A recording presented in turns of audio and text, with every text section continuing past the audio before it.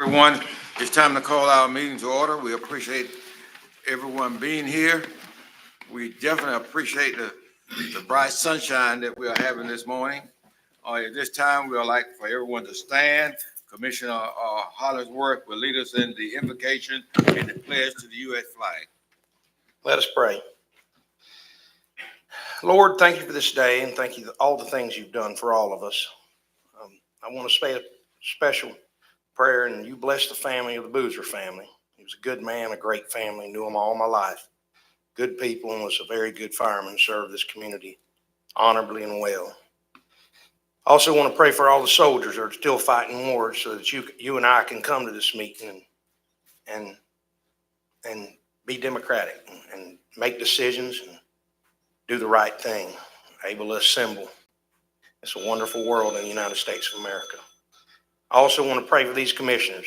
I know that every day they try to make the right decisions, and sometimes we get a lot of rash for it, but it is what it is, and we think we're doing the right thing. In Jesus' name, amen. Amen. I pledge allegiance to the flag of the United States of America, and to the republic for which it stands, one nation, under God, indivisible, with liberty and justice for all.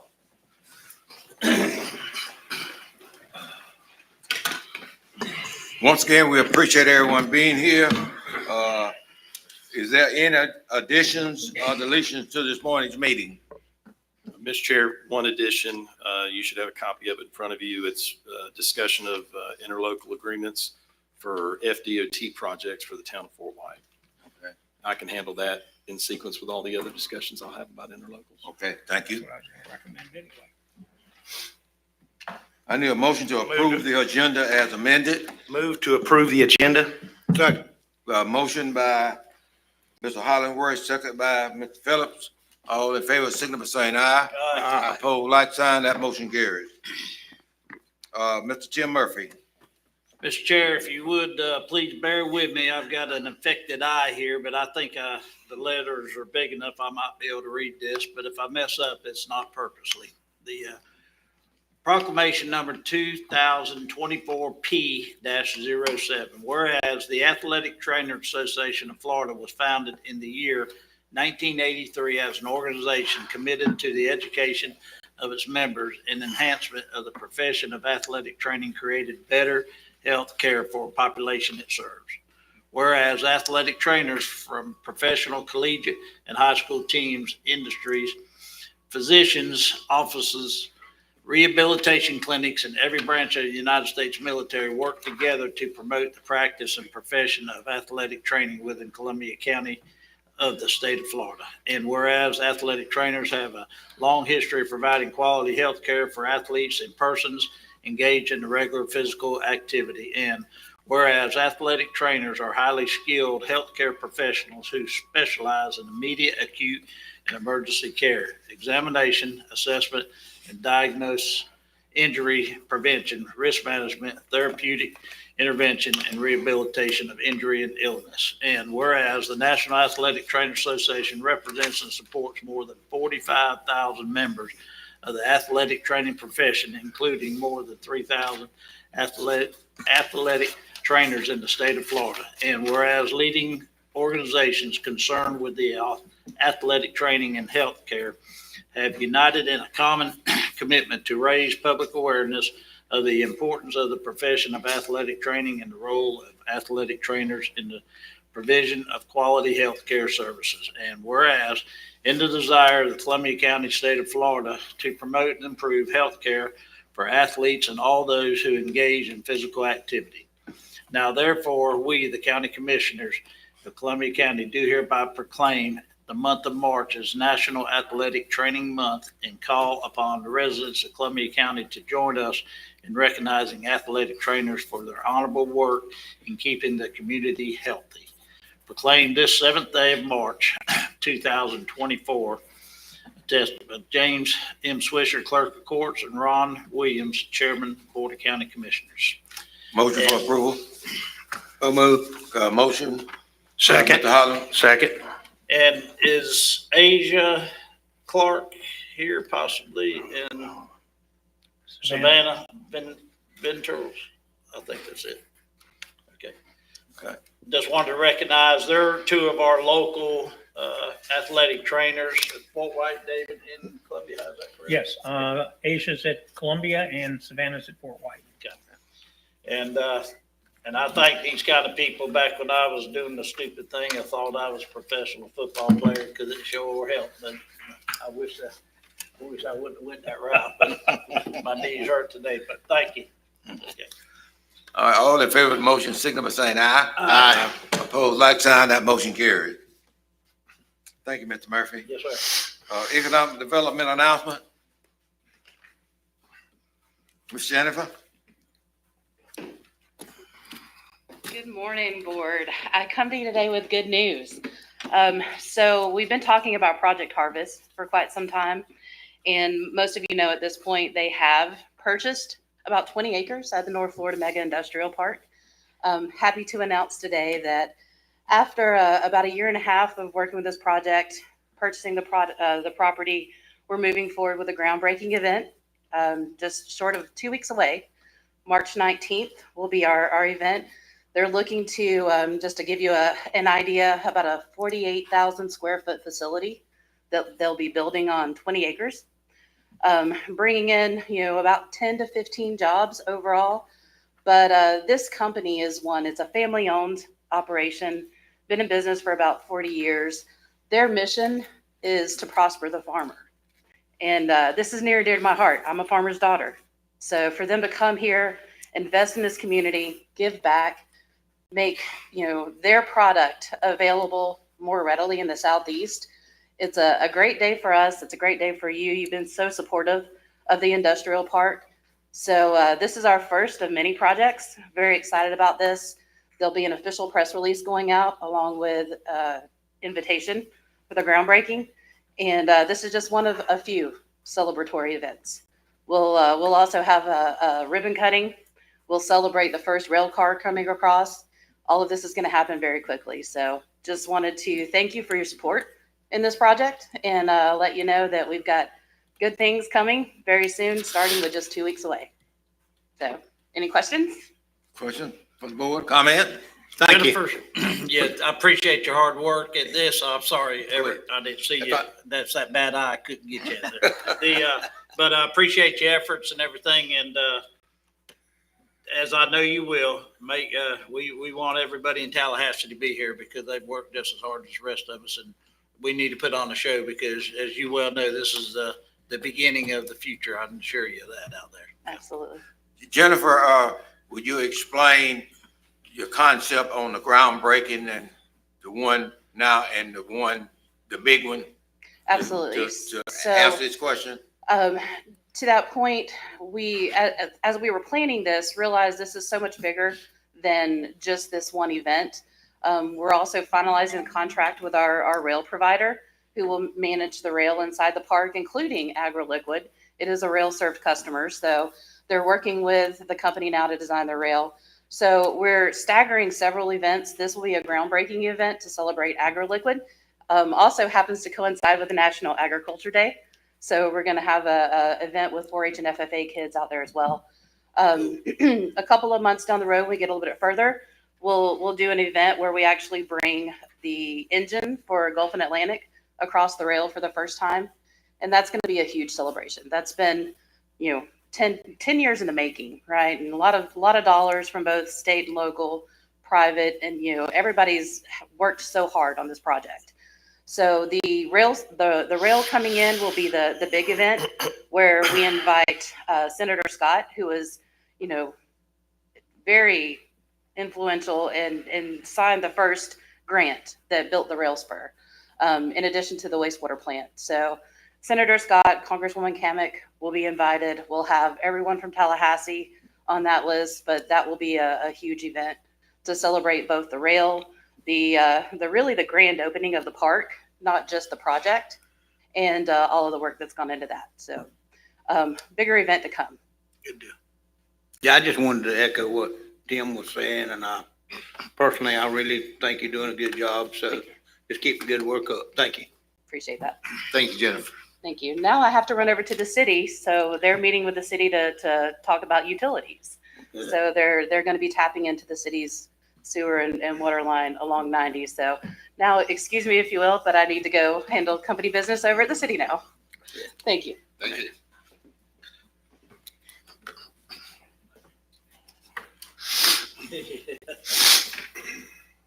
Presentation, Isaiah House.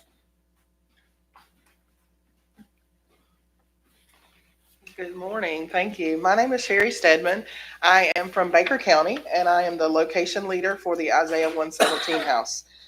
We come to you today just to present to you some awareness of what's going on in your community with foster care. I'm not sure if you realize that today, as children are removed from their families for whatever reasons of safety and health concerns, our children are living in our caseworker's office, in the DCF office here in Columbia County and our surrounding counties. They are staying there from hours to days because we don't have a whole lot of foster families and placements for them to go to. So this being an epidemic that's happening, we have come along to bring a home. The first home is being built in Baker County that's coming to the state of Florida. And we are almost completely through with construction, hoping to get our CO this week or next week. But this home will be a place for children to come to on removal day so that no child ever has to sit in a conference room or a cubicle waiting for a family. This home has volunteers that staff this house that will love on the children, feed the children, play with the children, make their very worst day ever when they have lost everything that they know. We want to make it their best day ever. And so we also like to come alongside the caseworkers and recognize that they have a tough and a hard job, and our child protective investigators have a really tough job. And we want to ease that transition for them, and we want them to be able to do their work without having to worry about taking care of children and having to feed children. So we like to lighten their load and take care of them and make sure that we feed them. As well as the third part of our program is we like to come alongside foster families or relative placements, and we like to make sure that they have everything that they need to be successful in taking care of a child. So we come to you to let you know about what's coming to your state. Ours will be the first home in the state of Florida. Duval County is right behind us in construction. We have also kicked off in Tampa and Sarasota, Manatee. And Clay County is currently looking to also have an Isaiah 117 house. So it's a name that you will begin to hear quite often. Our home will be serving not only Baker, but Bradford, Union, Columbia, Alachua, Gilchrist, Levy, and Suwannee. So we will be taking care of the children from your community in our home. So we come to let you know about this house because we hope to continue to spread awareness in Columbia County. We are speaking before churches. We are hoping to have some lemonade stands out in your community just to spread awareness so that we can just gain some support and maybe gain some volunteers to help work in our home. So the first thing we like to do is we like to come meet with city managers and county commissioners. And so if you see us out with a lemonade stand, you know what we're about already and what we're doing. We're just spreading awareness about the problem with foster care and how people can get involved and how we can take care of that and make things better for the kids. So thank you. I brought you some brochures here to leave with you so that you have a little more information. It has our website. The QR code goes straight to our website, my information on here. So at any time you have questions or want to know anything more, I would be glad to answer those for you. Thank you. Thank y'all. Thank you. Thank you for what you're doing. Absolutely. Mr. Richard, introductions of the executive director. Mr. Chairman, members of the boards of county commissioners, it's our pleasure. We have reorganized our Humane Society. We're moving forward and doing very well. And I want to introduce you this morning to our executive director, Elizabeth Haller. Good morning. Morning. Morning. Thank you all for a warm welcome. I'm happy to be here. We're making lots of good changes at the shelter, and we look forward to seeing everyone come and visit us and see those changes. We are having our epic grand opening or spring fling on March the 19th from 4 to 7. So I invite you all to come out and see what we've done and the changes that we're making. Very exciting stuff going on. Thank you. Thank you. Thank you. Thank you.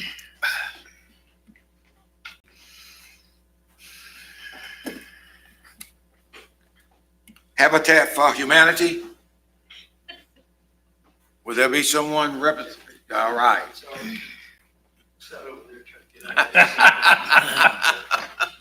Thaw it out. Good morning, ladies, gentlemen. I'm Monty Stevens. I'm president of Habitat for Humanity. I want to tell you just in a few minutes what we do.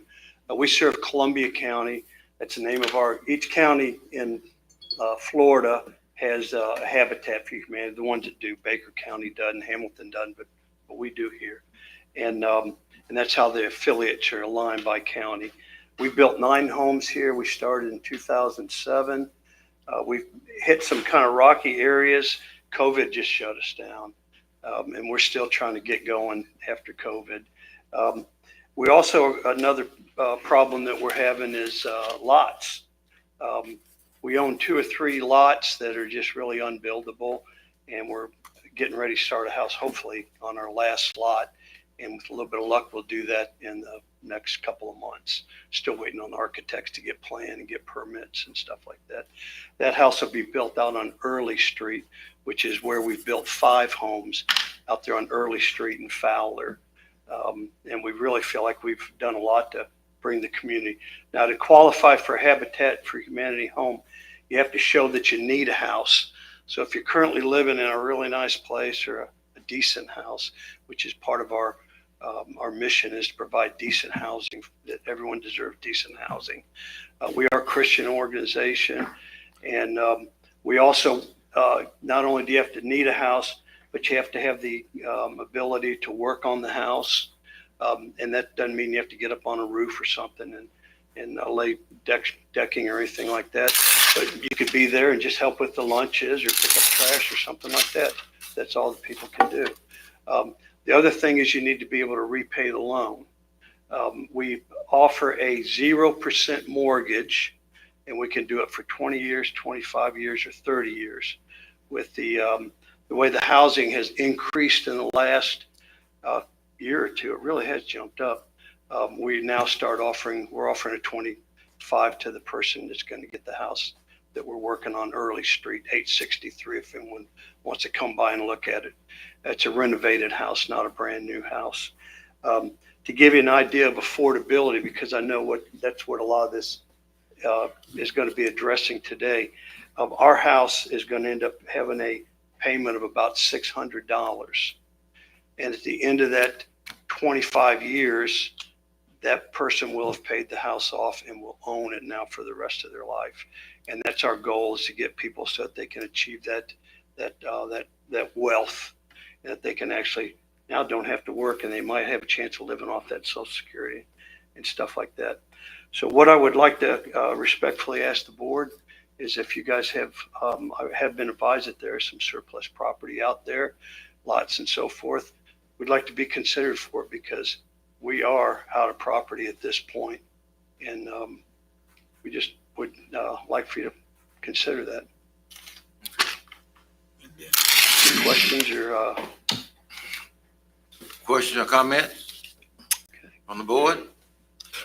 I'd just say I'd like to thank y'all for what y'all do. I've helped with some of your houses, hauled some dirt and stuff like that for them, and y'all do a great job. You got several volunteers, and I'm all for helping you with property if we have any that we can help you with. I greatly appreciate it. And I'll definitely, and I appreciate the help you've put in 2 septic tanks for us. Yes. It's been much appreciated. Thank you very much. Thank you. Good program.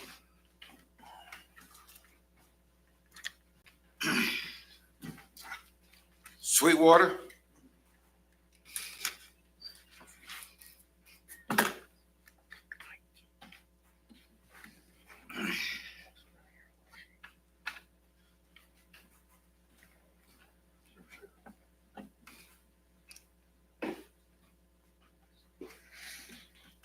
Good morning, Mr. Chair, Board of Commissioners.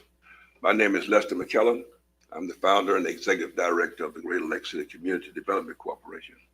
We provide affordable housing, try to increase the quality of living for individuals in our community. I have with me this morning my co-developer, Mr. Michael Allen from Revival Corporation, and he'll be doing a presentation about the Sweetwater project this morning. Mike.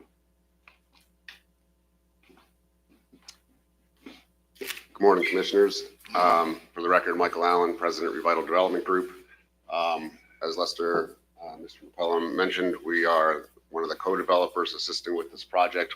We've been working closely with his organization for the past approximately 12 months or so. I know they've been working on the project a lot longer than that. Have gained some of the support from the county as well as the city. I don't know, is this okay, gotcha. So I've got your clicker here. So I'll go ahead through our summary real quick, briefly. I'm not going to read all the details here, but I'll kind of just skim through it a little bit. So if you guys have any questions, I can address them at the end as well. As briefly mentioned, the project is to be called Sweetwater Apartments. It's anticipated to be a multi-phase development on about 6.5 acres within the city, the Lake City boundaries. Due to the demographic and income set-asides that we're focusing on, our developments typically rely on some source of subsidies, whether it's one subsidy or a combination of local, state, federal subsidies. And that's what really drives the overall development project and why we're doing it in multiple phases as well. So the first phase is 48 units. Again, that's really driven by the subsidy that we were seeking and have obtained. And now we're just looking for a gap funding for the balance of it. But the initial phase, the first 48 units will consist of 2 3-story buildings, each building about 24 units, a mix of 1 and 2 bedroom units, along with the clubhouse that will include on-site amenities for the residents that could be used by the initial phase as well as the future phases, the subsequent phases, along with an on-site property management company. As mentioned, we're working with the Greater Lake City Community Development Corporation in partnership with my firm and then another affordable housing developer, Birdsong Housing Partners. So collectively, one of the things that we do is we like to work with nonprofits as well as other developers just to really bring the best team together to have a successful product. So I've worked with the Birdsong team. This will be our first development. We work on projects together in partnerships as well as separately. And often do what we're doing here. Again, the project cost is a little over $19 million. And if all goes as planned on the current schedule, we're looking to start construction by the end of this year, December of 2024. So just a quick background in terms of like the development team. Again, the 3 development companies, you guys are familiar with the Greater Lake City Community Development Corporation. My firm, we're Tampa based. Historically, it's been a market rate developer, but over the past almost 4 years, we did a full focus into the affordable and workforce housing development. So we work closely with community stakeholders, nonprofits, housing authorities as well that may not have, whether it's a combination of capacity, knowledge, financial wherewithal for guarantees and so forth.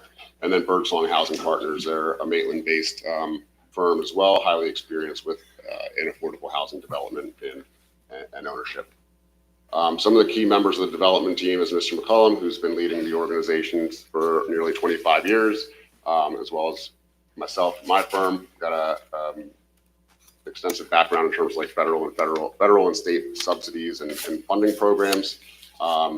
Developed in excess of 2,000 multifamily units on the market rate and have several affordable projects such as this in our current pipeline. So beyond being a developer of affordable housing, also an advocate, so involved with several local and statewide groups to advocate towards affordable housing, whether it's homeownership or rental.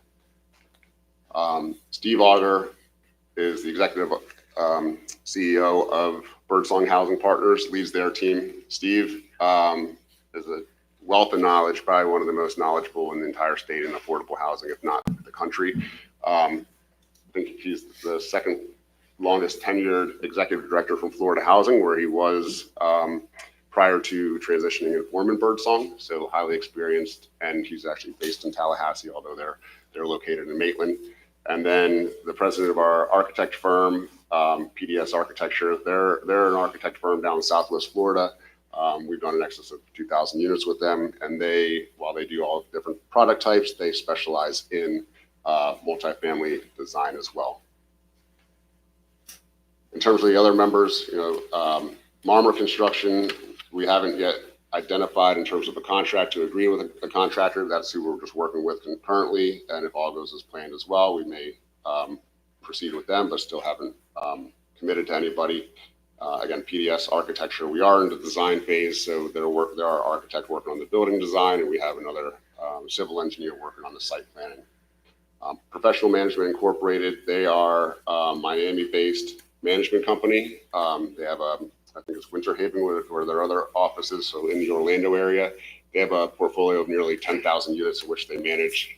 And that's also really important in terms of the compliance, but also the ongoing operations as well. So they're highly experienced, and they're the ones that ensure that we'll have good quality tenants, respectable and clean properties, safe properties as well. So they're a very large component to the development and operations of the property.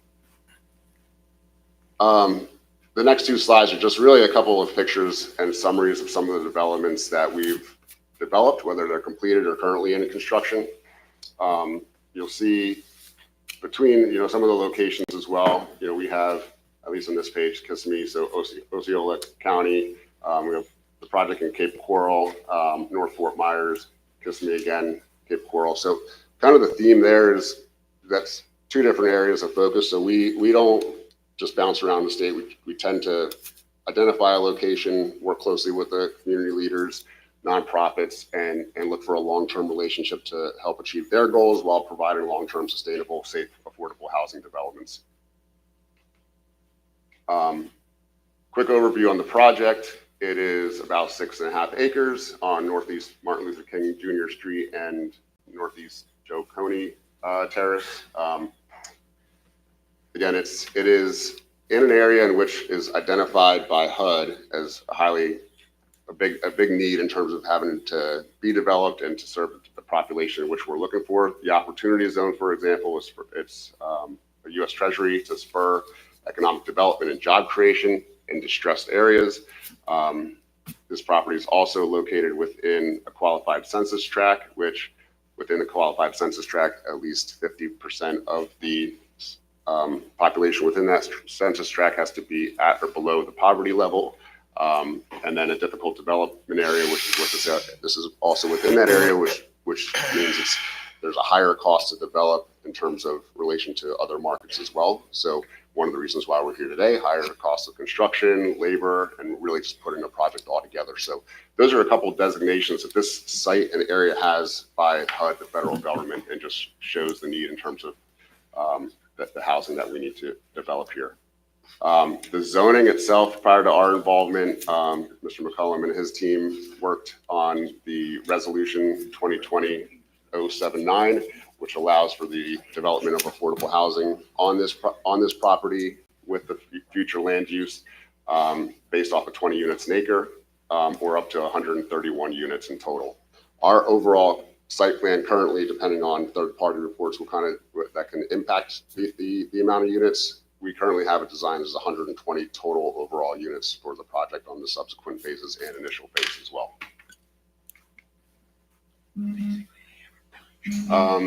Again, as mentioned, it's 120 units and what we're looking to do and achieve. One of the biggest components and why we're here today, we're not looking for funding on something that still needs a big gap funding that's required. What we were able to accomplish last year, working with Florida Housing Finance Corporation through their competitive application process, which is a statewide process, is we won a 9% tax credit award, which is the most coveted and competitive funding for tax credits, not only in Florida, but also like nationally. And each state agency holds that competitive round. So we were awarded last year from Florida Housing and recently entered credit underwriting to receive an annual allocation of just under $1.6 million, which will equate after pricing and so forth to about $13.5 million of equity that comes into the project and federal housing tax credits. So that is going to offset the majority of the cost. So without that, we would not be able to achieve the project today, in addition to the request for funding that we're looking for. So when the state does their competitive funding rounds, they break all the counties up depending on size. They have 3 categories: small, medium, and large. And through this statewide competition, we were the only application that was selected for funding in what's considered a small county, which is Columbia County. So it's a pretty significant and big accomplishment. On the 6.5 acre site, it's currently owned by the CDC. What we're doing is we're entering into a long-term lease agreement with them with a small upfront capital payment of $150,000, and we have a long-term 99-year ground lease, which is an annual payment of $10 a year. A couple reasons for doing that is to maintain the property and control with the nonprofit. So even after any of our exits, the ground lease will still carry the weight in terms of what's happening on the property. So even after all these compliance periods, if somebody wants to convert the property to market rate, they have to amend the terms to the ground lease, and the CDC would have to be in agreement to that, which is not in line with their mission. So 99-year ground lease, in addition to the 50-year land use restriction with the state of Florida that we'll have, is really a good component to have in place to provide affordability in perpetuity, at least 99 years of the property. In addition to providing safe and affordable housing, we don't just do that. We also make sure that the residents are put in a spot to improve their lives overall and hopefully enhance. So we always look for properties that are within close proximity of community services. So I have a summary here in terms of like access to healthy foods, pharmacies, medical facilities, schools, and so forth. In addition to that, we will be holding on-site just assistance, like resident programs that are optional for the residents to attend. They're also at no cost to the residents. So we'll provide services such as employment assistance, financial management, adult literacy programs. So employment assistance can be anything from how to structure a resume properly, how to conduct yourself in a job interview.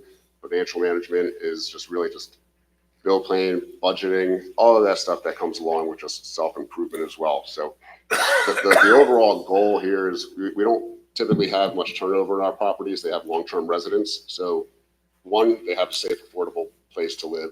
Two, they're also improving and getting some of the knowledge to move on. So that after some time, when residents move out, unlike market rate, it's more of a celebration because they're typically moving into a property such as like the Habitat home, for example. So they're building up their credit, they're building up their job stability and so forth. And they're now moving on to the next stage, which is home ownership. Quick summary here, and there is an error in terms of like the set asides. So on that top chart there, it should be the 40% area median income, the AMI. We have 5 units, not 24 units set aside at that income level. And then the balance of the units, 43 units for 60% of the area median income. The area median income as of 2023, the updated 2024 numbers are anticipated to come out on April 1st. But using the 2023 numbers, the area median income is a little over $79,000 here in Columbia County. Therefore, when I say the 40% of the area median income, I broke down those numbers in terms of household income for those specific bedroom types based off of HUD's requirements. So that's the demographic that we're focusing in. Ultimately, households earning about $60,000 and below. Quick summary here to show in terms of like the breakdown in rent. Again, we're controlled by the maximum rent that we could charge is controlled by HUD and Florida Housing Finance Corporation and what we've agreed to set aside in terms of our units. So a 1-bedroom, for example, at the 40% area median income is about $520 a month, $780 a month for the 60% AMI areas. So that's the gross amount. But in addition to that, what we do is we pay for all the units.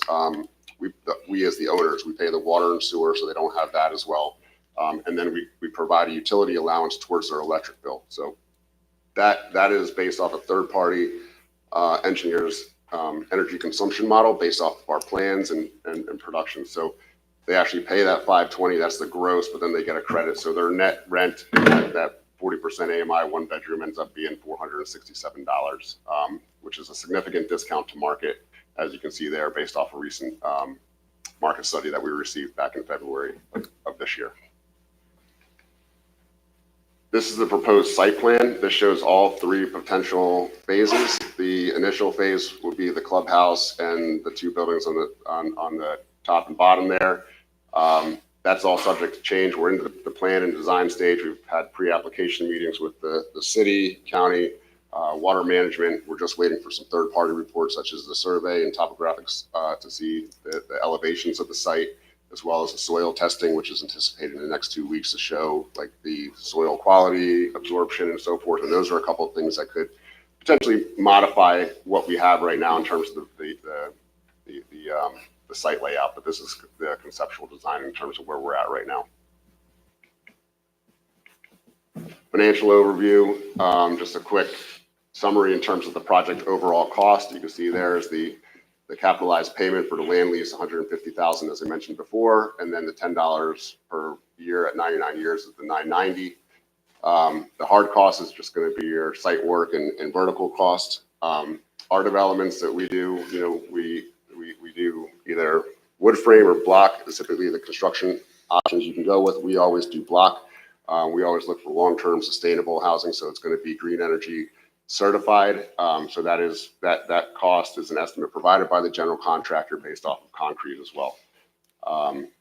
Soft costs are going to include anything from permit fees, financing fees, legal fees, construction interest during construction as well. Reserve accounts is going to be anything, again, operating deficit reserves or any other reserve requirements that the lenders may require, which is going to be normal. And then the allowable contingency for hard and soft costs in the event of cost overruns. So the project cost is about $19.5 million. One of the things that we would anticipate for future subsequent phases is that per unit cost being significantly lower. One of the things that we're having to do, what we will do on this initial phase is some of the site work for those subsequent phases. So like a stormwater management system, for example, will have to support the entire future development. So 120 units, but we have to push all of that cost in the first 48 units. So that's why the cost per unit, for example, is higher here today. The plan is to come into you guys and ask for the funding support today on this phase, and then that will be sufficient for the subsequent phases as well. So we wouldn't have to be back here for phase 2 and 3. Quick summary in terms of where we're at in terms of our financial projections. We will have private loan on it. During construction, it's going to be out just under $13 million, and about $1 million is what we're able to support based off the net operating income and projected expenses. Right now, that'll be like a private bank debt, for example. The 9% low-income housing tax credits is the tax credit equity that I mentioned that was received through the Florida Housing statewide competition of just about $13.5 million. And then over the past couple of years, the CDC has received the support from the city of about $200,000 and the county as well, $500,000 when they were acquiring the property. As modeled right now, we have a little over $1 million in developer equity, which I'll show you is unlike market rate developments. There's not significant cash flow to repay that. So that's oftentimes something that we either get repaid through cash flow or just have to defer and convert to a loan for the life of the loan. So right now we have a gap of about $3 million based off of these current projected figures. To see how this all kind of runs out and models, get some detail here in terms of like the annual, this is the first year projections, which will be supported by an appraisal and the income that we're using. One item that I did want to point out here was the property taxes. So the land is owned by a nonprofit, which is the CDC, and will have the ground lease to our project ownership entity. For the tax credits, you have to have a tax credit investor syndicator that comes into the partnership. And how that works is they actually take 99.99% ownership interest as a limited partner because they get the tax benefits such as depreciation and so forth. So as such, it's a partnership and not wholly owned by a nonprofit. So that entity will pay property taxes on the improvements of the property.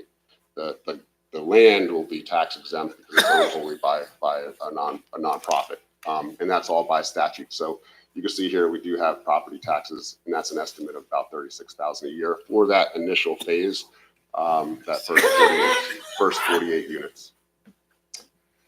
In terms of the bottom line there, that net cash flow is what I was talking about in terms of limited cash flow to repay developer equity, or really just overall cash flow after debt service is concerned. So it's about $16,000 for the year. So one of the things that we're seeing right now in today's market is the insurance costs going really high. So as an example, if our insurance goes from $1,750 a unit to $2,000, that in itself nearly cuts us down to a break-even cash flow as well. So, and then the request for our request right now is for a request in the amount of $3 million in the form of a loan on a 20-year term, and again, maintaining the same type of affordability requirements and restrictions in place as the state of Florida, which is $50,000 with the eligible uses specific to the development of this Sweetwater apartment complex. So that is a summary that we have for you today. So if you have any questions, I'm happy to address them. Questions? Well, we're gonna go to a workshop on this afterwards, right? Yes, sir. Mr. Chair, Yes, can I sir. ask a few questions? Yes, sir. Are you familiar with the exchange that happened between the county and the developer in the spring of 2022? The exchange in terms of There was a request for $3 million. We hired external financial planners to come in and analyze everything. The project cost at that time was $19.4 million. Okay. And you're telling the board now it's more expensive, but you said it's $19.5 million. So my question is, what went up? Yeah, that's a good question. So I'm not knowledgeable in terms of like all the details there because that was with the developer prior to our involvement. My understanding was it was for more units for one. They were trying, as opposed to the approach that we're doing, they were less overall units. We're doing 124. I think they were 84. So they were trying to do it all at once as opposed to breaking it up in phases as we've suggested. I think since then, my understanding, again, I'm not involved with it because it was prior to our time, but there was inflation. We've seen significant 30, 40, 50% increases in terms of construction costs during that period of time. And that's one of the reasons the state, Florida Housing Finance Corporation, had to come up with hopefully one-time program subsidies to provide gap funding for that. And that developer is no longer involved, and that was one of their issues in terms of their overall budget and numbers. Whether they were realistic and reasonable, I'm not sure. I can't comment on that. So the board adopted a resolution in June of 2022, and there were certain recitals that were incorporated there. And it said the developer previously requested the county commission commit to loan $3 million to be used in the construction of the project on terms set forth in an August 11th, 2021 request. The county engaged experts, which we did, to evaluate the developer's request. And following the review and further consideration, the developer reduced its request to $500,000. To help ensure the attraction of substantial capital investment in Columbia County and enhance the availability of affordable housing, the board committed $500,000. And you actually showed that on your spreadsheet, the $500,000 that's already been committed by the board, Right. which was supposed to be in the 23, 24, 25 budgets. And again, the project cost then was 19.4, and you just told us the project cost now is 19.5. I still don't understand where the new $3 million comes from. So again, with them, the project cost that I was talking about is for 48 units plus the clubhouse and then the site improvements. My understanding their proposal before was for the development of the entire site at 84 units. So that's difference in terms of the overall residential units and buildings is one item. And again, I can't comment on how reasonable and realistic their numbers were.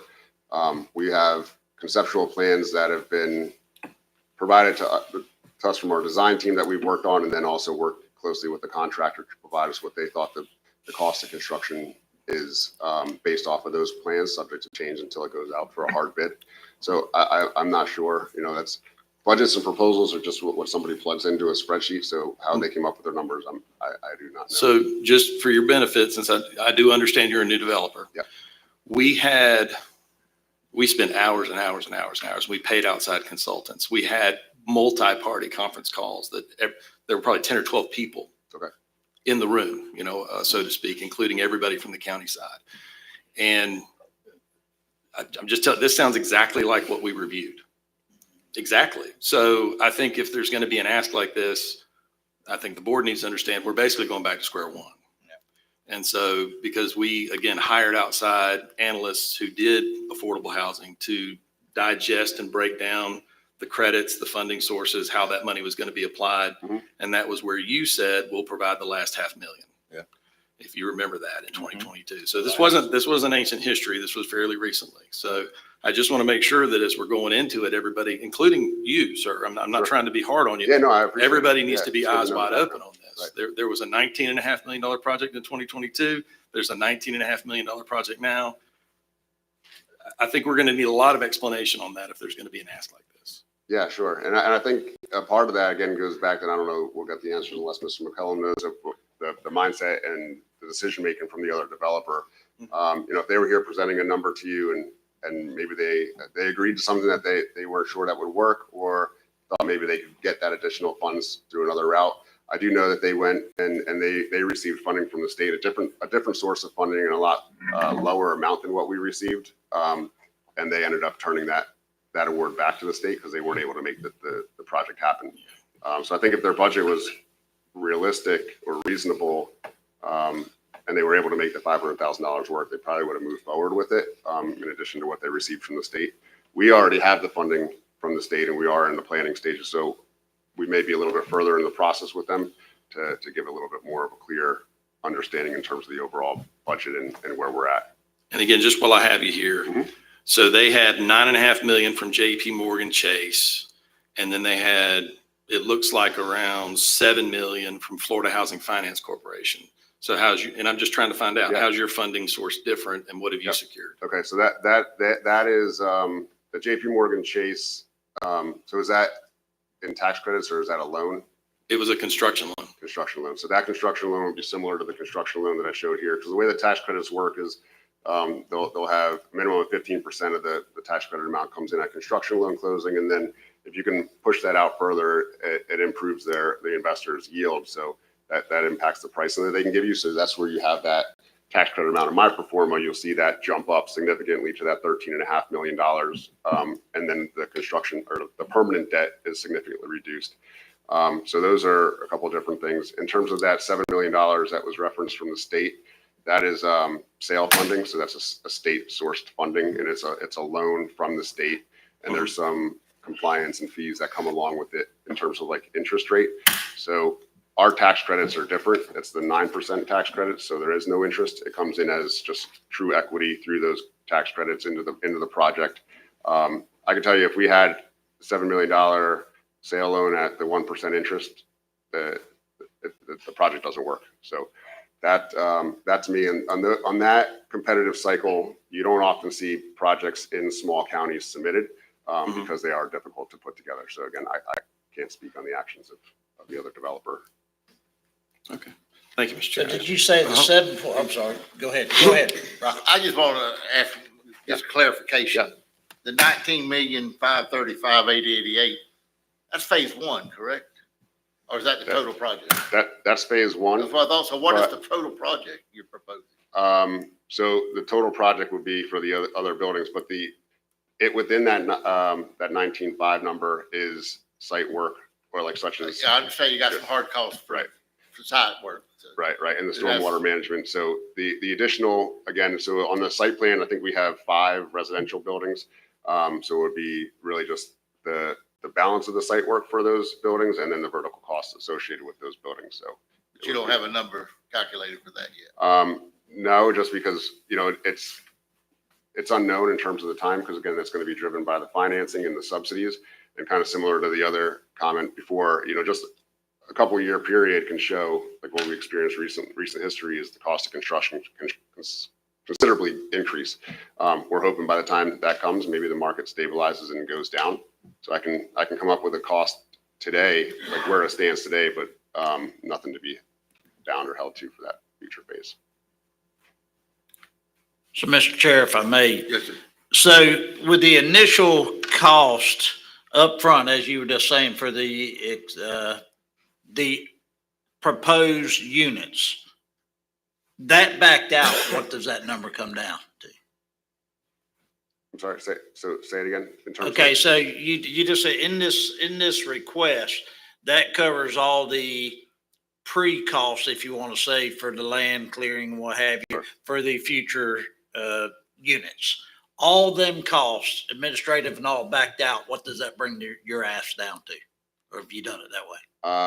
Well, we haven't done it that way yet in terms of, because we have to go out, one, we have to finalize the design, and that's where, two of those third-party items that I mentioned are really important, and we're expecting to get them in the next 2 weeks. So that's, one is the soil testing. The lab results are anticipated to be received next week, and then the report 2 weeks later. And then in about 2 weeks, we're anticipating the topographic survey that shows the elevations of the site.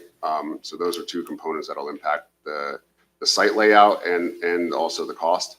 And then the other thing, then once we go through planning and get a full, complete set of construction set of plans, site and architectural for the building, we would have to take it out to a hard bid. So the number that we have from the contractor today is just based off of their knowledge, market knowledge, based off of current experience on projects they're going out to bid. So it's an estimate.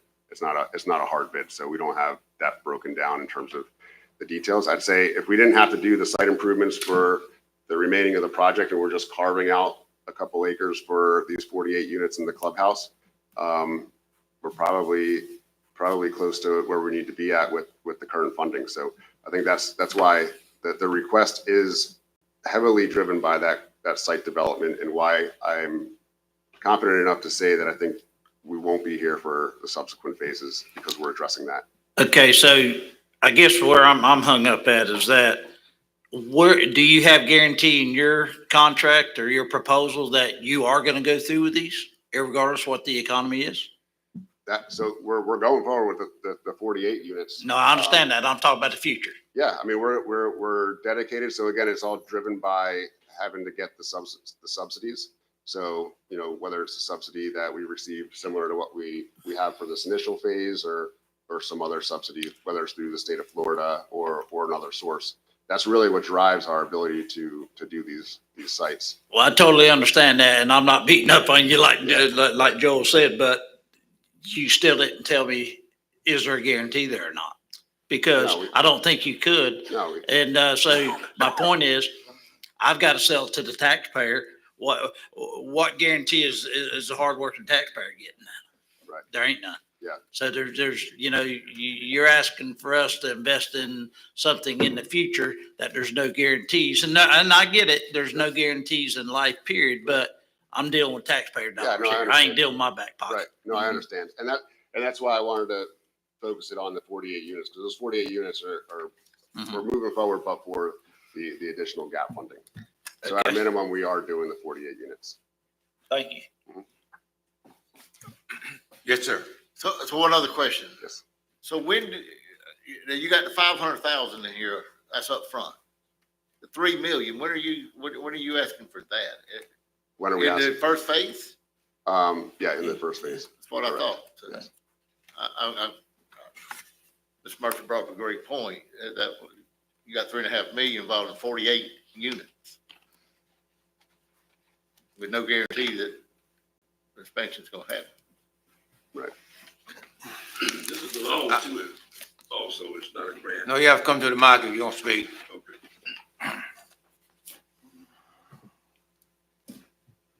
We'd like to remind the board too that this is a loan. This is not a grant. This money will be repaid according to the time frame that was reported earlier. Initially, the professional that the county had to audit this request last time, which we were here with HTG, the initial response was what could be done by the county was $900,000. Upon my request, I just requested the 5 because we were under the impression that our co-developer was actually being truthful with us about what we needed from the county. So there was actually $400,000 left on the table through my last request, and the project that was put together by HTG is completely different from in the terms of the people that is doing it, from what Revival is doing for this project at this point. So I would just like to remind you guys that we probably could do with 2.5 million, considering that we already have the approval on the 500,000, would bring us to $3 million or thereabouts. So if you recall, that was actually the amount that was supposed to be developed toward this project back in 20, was the $900,000 that was approved. You had something, Rucker? Joel, Yes, sir. the conversation you just had, what was the old project total number? So the numbers I have from the PRAG analysis said that the available permanent funds were going to be $19,472,906. Or what's the new number? I heard 19.5. But that was, how many units was that? I don't know. I'm just looking at the financing. That's Yeah. all I'm looking Yeah, I at. think it was 84 units. Right. If I remember, if my The- memory serves. The initial Yeah. was somewhere around 80. Yeah. And we'll, Yeah, I'm sorry. It is here in the analysis. How many? 84 units of affordable housing in Lake City. Total And- project cost 19.5. and the number of units now is 48, 48. for roughly the same amount. For this phase, yes. And that's what they said. Yeah, I don't know. I'm answering that. Yes, it's 48 for this phase. Why are there such a difference and I know we're talking 3 years between then and now, for the same amount of money, Yeah. we're getting less units. Again, I can't provide a reason in terms of what the other developer suggested or mentioned. All I can say is there's a reason why they've turned the project down after getting the state and local funding. So I'm not sure what that reasoning was. There's also, in terms of like the comparison, there's a lot of different factors that can come into play. So, we are doing, as I mentioned, concrete blocks, so with energy efficient. So we're not, and again, we invest in and try to stay in a community for the long term, as opposed to, and I'm not saying this is what the other company does, but just scattered throughout the state or the country. So we want to develop a long-term sustainable product, as opposed to maybe like putting something up that's wood frame, for example. So wood frame versus concrete, you're going to have a cost gap, especially up here in northern Florida. It's larger than in southern or central Florida.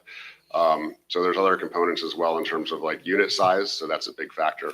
So, I see that often. Our unit sizes may be bigger, they may be smaller than somebody else's. I've seen in a lot of other markets, there's such a big demand, not only in Columbia County, Florida, but nationally.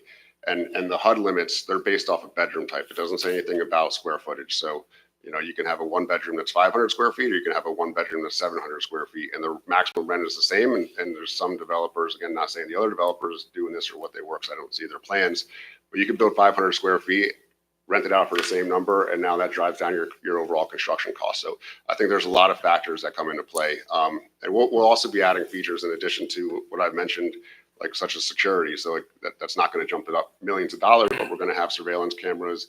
Like on the project we're about to open up, it's going to have a license plate reader at the gate as well. So we're going to have additional features as well. I mean, we could ask for a lower amount, but then we're going to have to value engineer the project and dwindle it down. So it may not be the product that we would like and you guys would expect to see. So the amount that's requested is something that we think is going to be something that you're expecting, something that the residents are deserving of, and also something that's going to be a long-term sustainable project that we're not going to have fallen apart or be an eyesore in years to come. So are there no other government finance opportunities out there, state and federal, that y'all may not be seeking? We seek them all. I mean, we turn every rock. So that's where the 9% tax credit, that is, we wouldn't be here today because I wouldn't be able to answer that question and say, hey, we can't even do 48 units if you give me $3 million, because I know how difficult it is to get the funding amount that we have. There's state and federal funds that are often available that we utilize, but they're area specific. So, unfortunately, like these smaller areas don't receive as much funding, federal or state, as some of the other counties throughout the state of Florida. So those sources often have to flow in through the local side, or, like you have SHIP funds, for example. So what's allowable use per your LHAP is another item. So we use SHIP funds in a lot of different areas. I don't know that's an eligible use to be contributed into this project, such as that. But, you know, like one of the projects up here, I think we had was Cape Coral. We won a statewide competitive fund competition a few years ago for that. And amongst the funding sources, we probably have like 8 additional pots of money that we've got $100,000 here, $1.5 million here. So we try to seek every option. Unfortunately, there's not many options currently within Columbia County, but no, it's not our only option. Are you familiar with the Windsong project out here? Only from driving past it about a month or so ago and looking at our market study and the research we've done online. I guess my simple question is, I never remember anybody from that organization or whatever coming to any of the local boards asking for assistance. Yeah, I think from my understanding those were built in 2000, 2001. So development was a lot different back then. Cost of construction was a lot different back then. Historically, the 9% tax credits that I mentioned that we've won, just historically across the board, they've covered plus or minus 70% of the project overall cost. So it was enough to make a project work. We're in unique times now where those 8 additional subsidies that I mentioned in Cape Coral, or the amount that it's not sufficient to fund what we're asking for today, that's not the norm in terms of like history, especially over. So what do organizations like you do on a state level? Do y'all lobby Tallahassee for more money?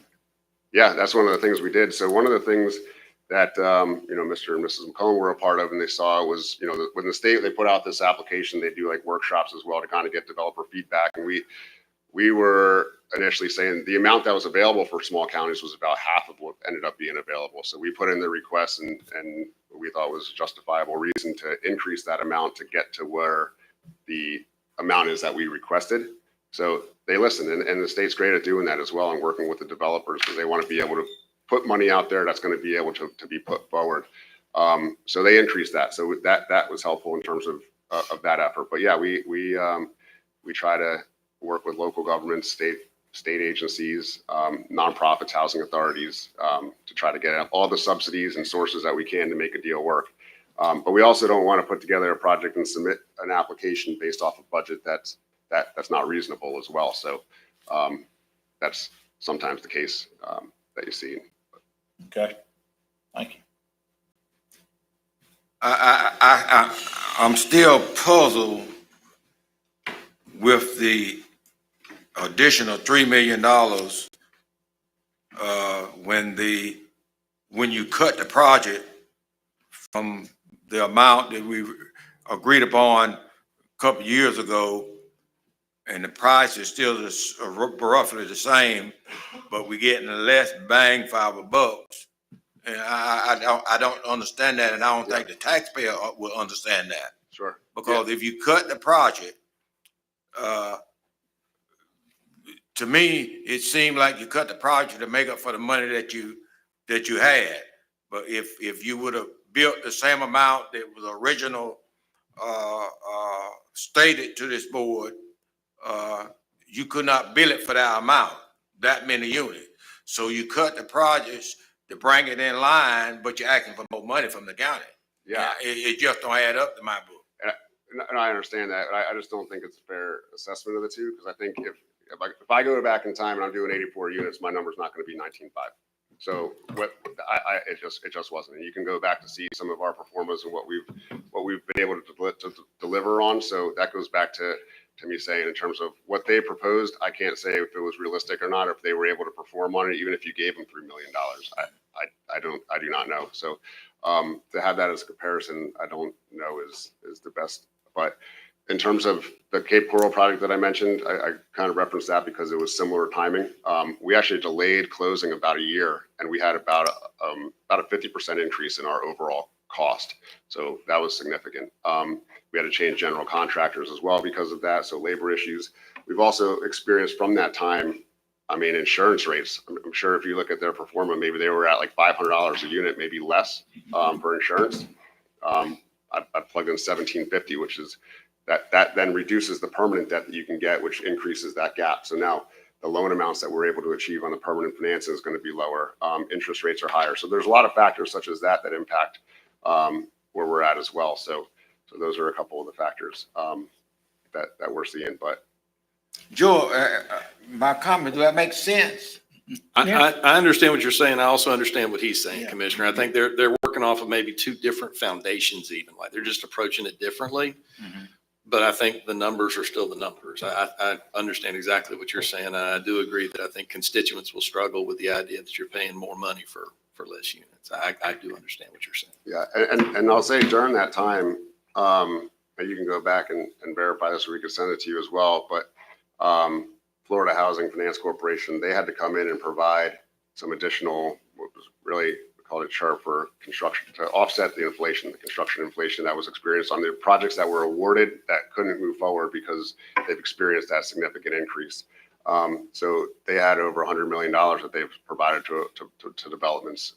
In the Live Local Act, again, that came back around after that time. So there's been at least two instances where the states had to come in and provide gap funding because the cost of construction continually increased in addition to those other components that I mentioned with insurance and other factors. So it's very difficult to compare the two just because of the cost and all those impacts to the project that we've experienced over the past couple of years. On the Cape Coral project, do you recall how much that was off the top of your head? That development is, yes, 35 and a half or 35.3 million, 96 units. Okay. Total project cost. How much did Cape Coral loan you? A little over $1 million from the city of Cape Coral and a little over. Little million from who? City of Cape Coral was a little over $1 million. And then Lee County, a little over $2 million. And then the state of Florida, about 4.1 million. Oh, I was just doing the math here. You know, that's $428,000 a unit. That's right. Right. All the profits up front. Well, that's building cost. All the profits up front. Yeah, that's the site work and then the clubhouse. Like the subsequent phases aren't going to have like the additional site work and clubhouse and amenities. So We're going to talk about this in the Workshop. You guys, I can see people in the crowd shaking their hands. This is a tough economy right now. And this all sounds great, but it's going to be hard for Robbie to vote for anything where taxpayer pays for private development. Just in this economy, it's tough. I know when this proposal first came to the board didn't have any problem with the 500,000 at the end. We bought the property and donated the property. Now we got a new pitcher in the game, and I don't know what kind of ball he's throwing right now, since speaking. So, it's something we got to talk about in our workshop on how we want to address these issues. The change of pitchers just threw a wrinkle in it. yeah, no, I can see that as well. I mean, I would have the same hesitations and concerns. I mean, I think if you didn't have that proposal in the past and it was just a completely new project, then without the comparison of the other, then it's a little bit easier. But with having a similar project cost more units and so forth, I understand the concern and the hesitation. Okay. Anything else on the board? Anything else from you guys? Not for myself. No, it'll be addressed later in the workshop. Okay. All right, thank you all. All right, thank you. Appreciate it.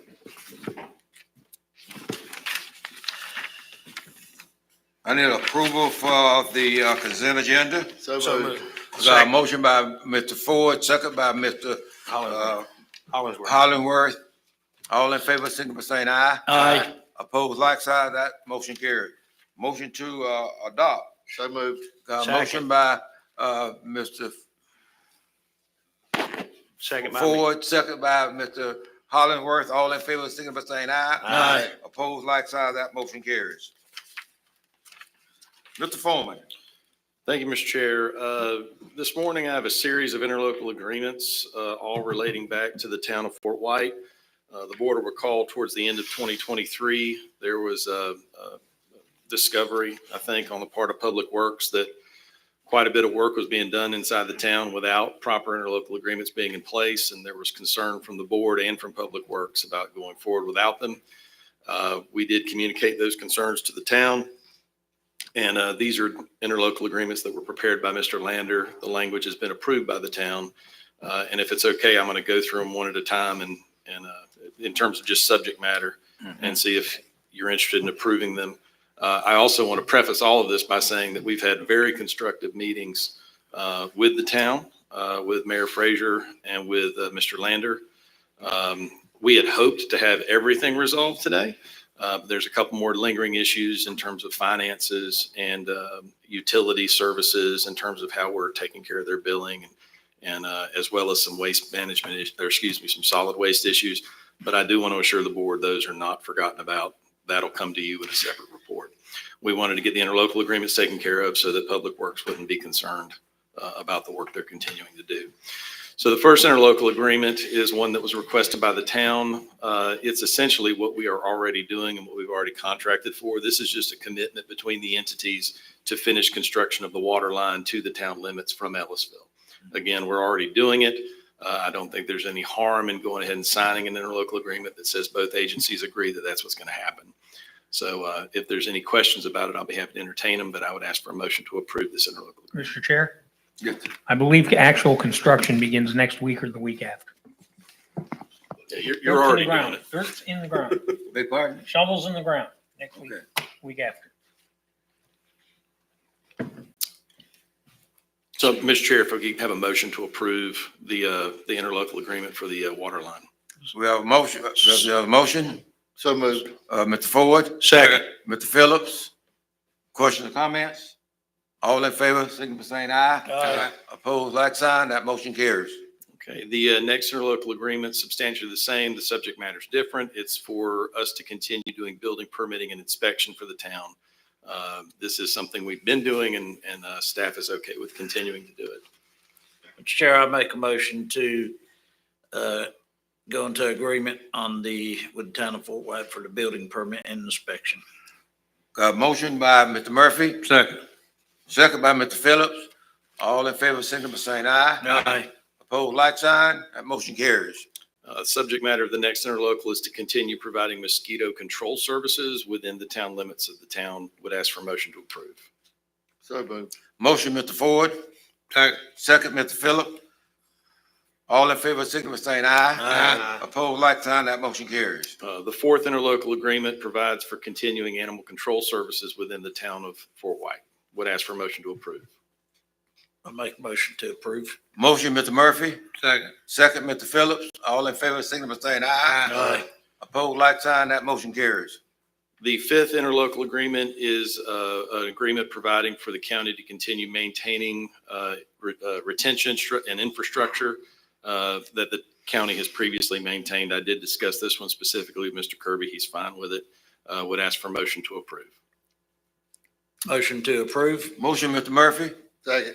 Second, Mr. Ford. All in favor, signify by saying aye. Aye. Opposed, like sign. That motion carries. All right, the sixth one is an interlocal agreement providing for the continuing operation by the town of the Fort White Community Center. You guys know that that's a little bit of an anomaly, but they would like to continue operating it the way they have been, and I would ask for a motion to approve. So moved. Motion, Mr. Ford. Second. Second, Mr. Hollingworth. All in favor, signify by saying aye. Aye. Opposed, like sign. That motion carries. And then the last interlocal agreement I have for discussion this morning is for the continuing road maintenance. You will recall that that was an issue that percolated very quickly when we had to stop grading certain portions of county roads as they traveled into the town. The roads are all inclusive in that interlocal agreement. I have discussed the matter with Public Works. They're fine with it. I would ask for a motion to approve. Mr. Chair, before we make a motion on that, Kevin, just for clarity, this includes also the paved roads or whatever Kevin went. Kevin's over there. There you go. I'm sorry. Does this also include paved road maintenance also, Kevin? Yes, sir. Okay. Okay. I'll make a motion to approve. Mr. Murphy, second, Mr. Phillips. All in favor, signify by saying aye. Aye. Opposed, like sign. That motion carries. Mr. Chair, at this time, I'd like to take up the addition because it does relate to interlocal Okay. agreements.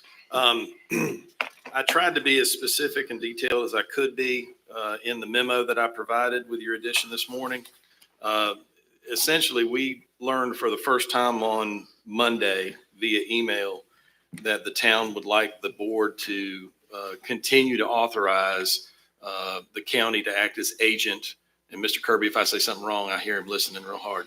To continue to act as administrator for FDOT grant-funded projects like SCOP, SCRAP, SIGP, things like that.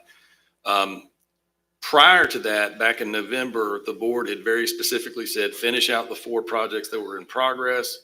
We had no further direction from there. And so we just learned about this Monday. We put the information together, had conversations with the county engineer as well as Mr. Kirby, and we're really just seeking board direction. The deadline for signing the paperwork, as I understand it, is the 15th of this month. So we won't have another meeting between now and then. If I missed anything, Mr. Kirby, please contribute. Mr. Chair, if I may elaborate, as most of you recall, on the county side of things, we do this around Christmas every year. I come up and say, board, this is what my team and I feel is a reasonable candidates for scrap, SCOP, SIGP, LAP, TAP. And the reason we do that is it gives you a gap for you guys to consider, you guys to approve it.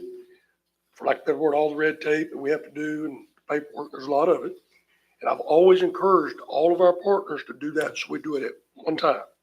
Not only is it for operational common sense, it confuses me when we submit multiple projects to the FDOT in different timeframes instead of capturing it at one time.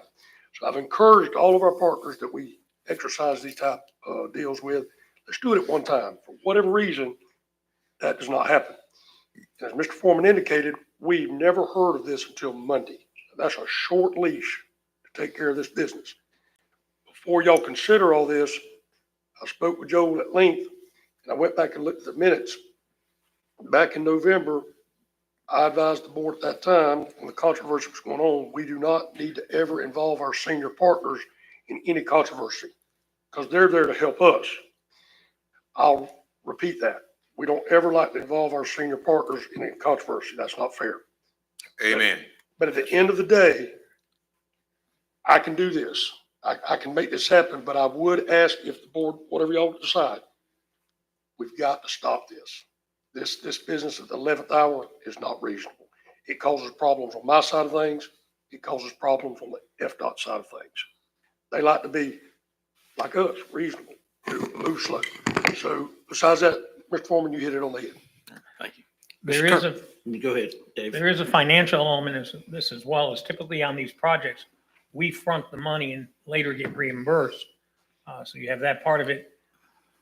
If we go forward, we would like it decided once and for all, not continuing to piecemeal. If we're going to do it, we do it. If we're not going to do it, we're not going to do it. If I may echo what Mr. Kraus just said, I need direction here today from the board. Joel just captured all those interlocals, and he's going to come back. We're going to clean up the waste, solid waste deal, and the backhoe and the dump truck. That's for another day. But I do need, my team and I, we need clear direction of what we are going to do in the future. Because if I would have ever dreamt that I was going to get this request, I would have picked up on this back at Christmas time. Murphy. Kevin, stop me if I'm wrong here, but you recall the issue, not the issue, but the request that I put in on the sidewalk on Walter Little, what have you, and me, I dropped the ball. And the statement that you just made kind of lays with me about we need to take care of our senior partner here. These late requests, it's not good business. And so we opted to go, we're going to add it next year. Like me and you talked about, it's the right thing to do. And now, wasn't this request made by an engineering firm, Kevin? So that's the complexity of this. As David indicated, these projects historically, not historically, the way it works, you front the money and you're reimbursed. Yeah. So now somebody has to provide the maps, the cost estimates, all that stuff. Your policy says that I come to you and request approval of the projects I submit prior to submission. So the reason Joel and I want this on today is when we were notified Monday, as in 3 days ago. Mhm. Agenda's published, everything's done. If you've got a March 15th deadline, per policy, I have to come and say, guys, this is what we're submitting for, so forth and so on. In this particular case, all I got was an email. It really didn't even come to me. It come to another man that was smart enough to give it to me. It didn't have the name of the projects. It didn't have cost estimates. It didn't have any of that. Okay? So I had to jump through circles real quick, and I've done all that. So just to, in an effort of transparency, can we pull this off? Yes, sir. The second I walk out this room today, I have to get those cost estimates ready, get everything ready, the maps ready, so forth and so on to submit. I appreciate And if you your look in efforts, your- Kevin. I'm sorry, I'm David. sorry, I apologize. I appreciate your efforts, because I know the work that you've taught me over the 8 years, what goes into doing what we do here. And I have no problem making a motion as to not do it, because we've got to stay consistent on this. There's a lot of work goes down this road. When you sat me down the year before last on the submittals that we had to do on Old Country Club, I learned a lot there, and I appreciate the efforts of what we do, but, I don't know that there's an impassable road within the city of Fort White right now. And let's go over to Bun Road. I'll put that one against anybody. So I think it can wait another year. So with that being said, I make the motion to deny the request. Motion? Is there a second? You want to say something? I'm just gonna say, guys, if you read the email chain, it's obvious the town of Fort White was, I'll read the email. Ronnie, do you still want the town of Fort White to act as its own representative with FDOT on future road submission projects? If so, I will need to contact them and schedule a meeting for training. Did not want to do this if you want to let the county continue representing us. Thanks. I don't know where the town of Fort White is right now, I'll be honest with you.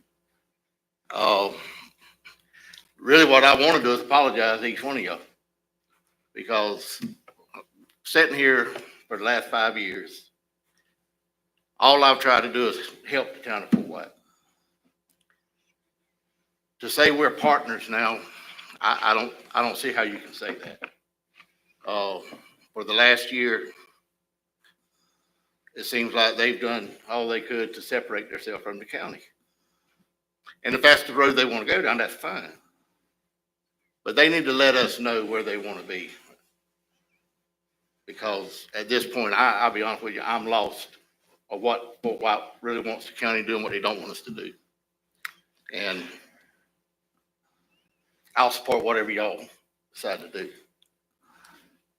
Mr. Chair, quick point of order. Was there a second to Mr. Murphy's motion? Not yet. I was doing that for the clerk's benefit, make sure. Okay, so, Mr. Chair, we'll need to decide if that motion fails for lack of a second. No, I'll wait on a comment. I'm gonna find out. Is there a second? I want to ask something, Mr. Kirby.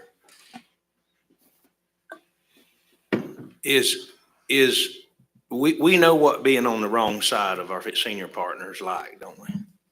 In the past, and not their fault, others' faults.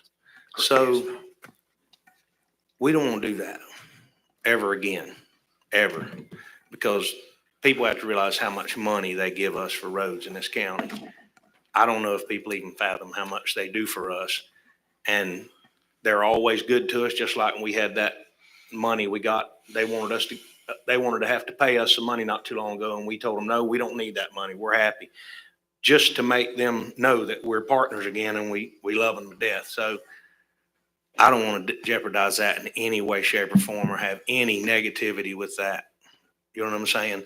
With, because we got a pretty good program going now. December, we handle it, I just don't want any slip ups in that.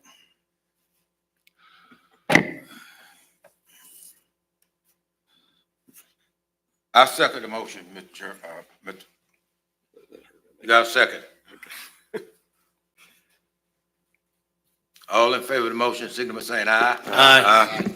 Opposed, like sign. Motion carries. All right, thank you, Mr. Chair. final issue I have on the agenda for today is a little bit unusual. At the February 15th meeting, you awarded bid number 2023R to the low bidder at that time for the Bethlehem Community Park improvements. Subsequent to that award, the low bidder at tabulation, which was McKinnis Services, contacted the county and indicated they had no idea they'd been disqualified. We explored the issue. We talked to purchasing. We talked to the folks at McKinnis. I did an investigation. Mr. Kirby's had some communications with the bidder that y'all awarded on February 15th. The bottom line is the procedures were not properly followed the way they should have been. And the solution that's proposed is to reconsider the award from February 15th and instead award to the true low bidder, which is McKinnis Services. Now make a motion. Got a motion, Mr. Everett? Second. Second, Mr. Ford. Other comments? Not hearing any. All in favor, signify by saying aye. Aye. Opposed, like sign. That motion carries. Thank you, Mr. Chair. Joe, did you take care of your add-on? Yes. I did, yes, sir. That was the Yes. FDOT stuff. Yes, sir. All right, Mr. Kirby? Okay, officially, good morning, Mr. Chairman, members of the board. We have 3 items for your consideration. The first is a request for adoption hearing on April 18th of 24 to consider proposed amendment to the Columbia County Ordinance, Chapter 18, to revise animal enforcement fees for reoccurring violations. Bottom line is, we want to put a little more bite in our bark. Right now, for nuisance dogs, things of that nature, it's a $50 citation. And the $50 is just reoccurring if you have 100 citations. So staff and I communicated, we want to amend that to put some more bite in our bark to hopefully deter these reoccurring issues. So my motion that I'm requesting approve the public hearing date on April 18th of 24.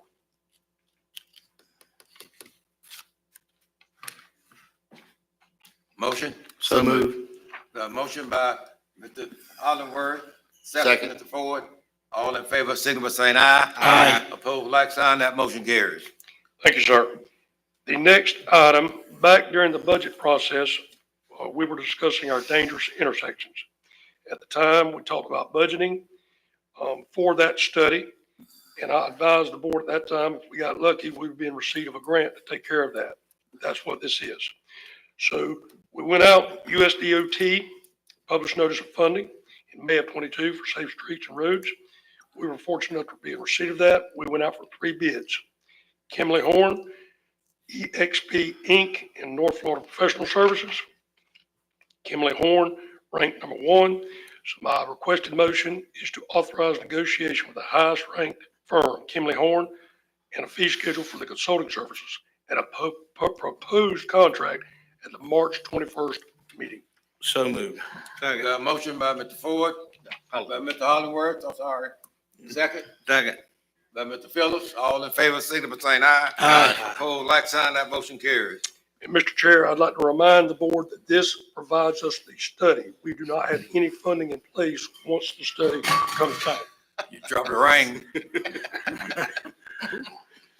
Grace. Say that again, Gibbon, I'm sorry.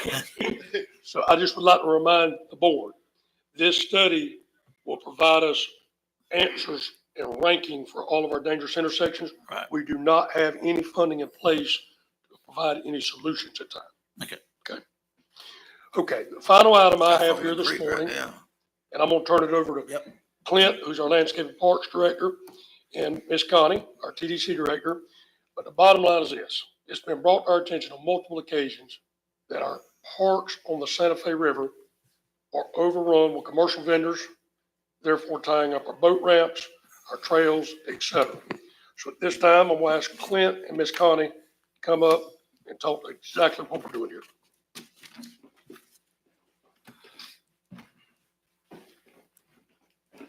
Thank you, Mr. Kirby. Members of the board, I'll try to make this as short and sweet as I can here. As Mr. Kirby said, we're experiencing these issues. Clint Pittman, Landscape and Parks Director for Columbia County. We're running into these issues all over parks throughout the entire county. from the ball fields, everywhere that we have public use. We obviously are increasing that public use, vandalism, you name it, we're getting it all over the place.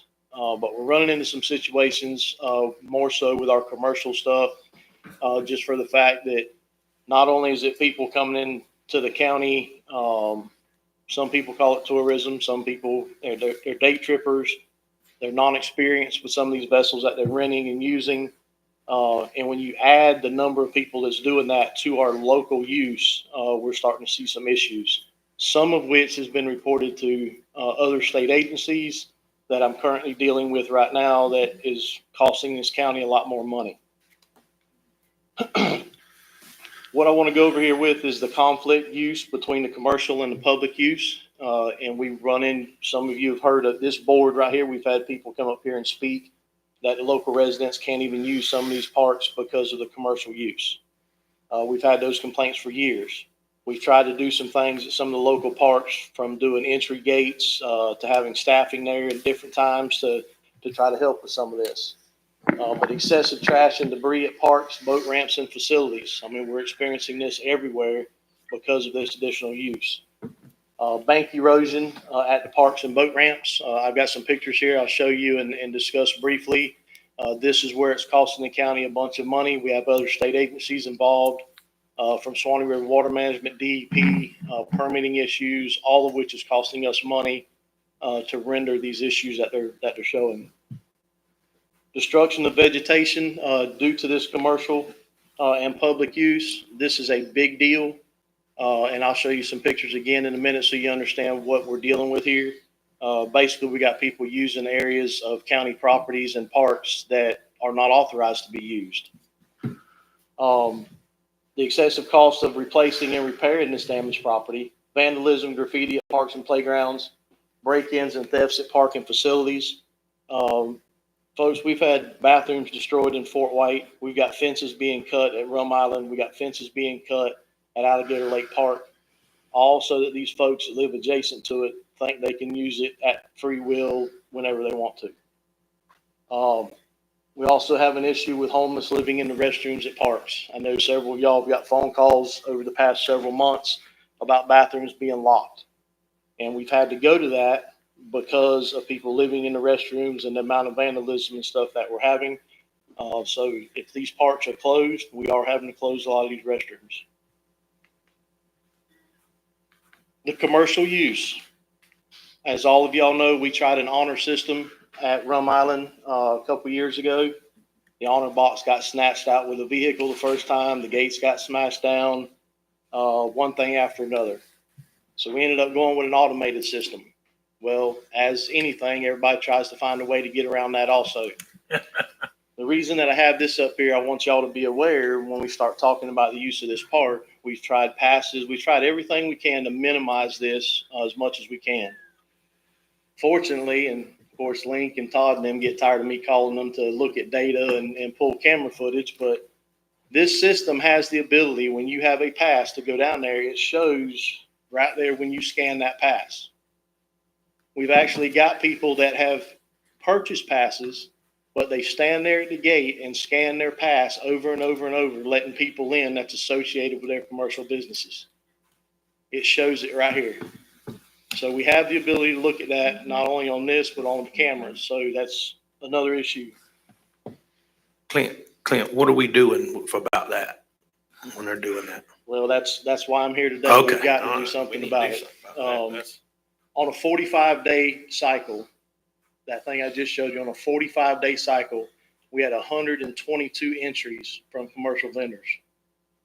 Just commercial vendors. That has nothing to do with local people trying to use the park. This area right here is close to the boat ramp. Mother Nature normally does not grow cypress knees with a cleared 4-foot path in the middle. As you can see, the cypress knees up closer to the bank have been cut off and rounded off.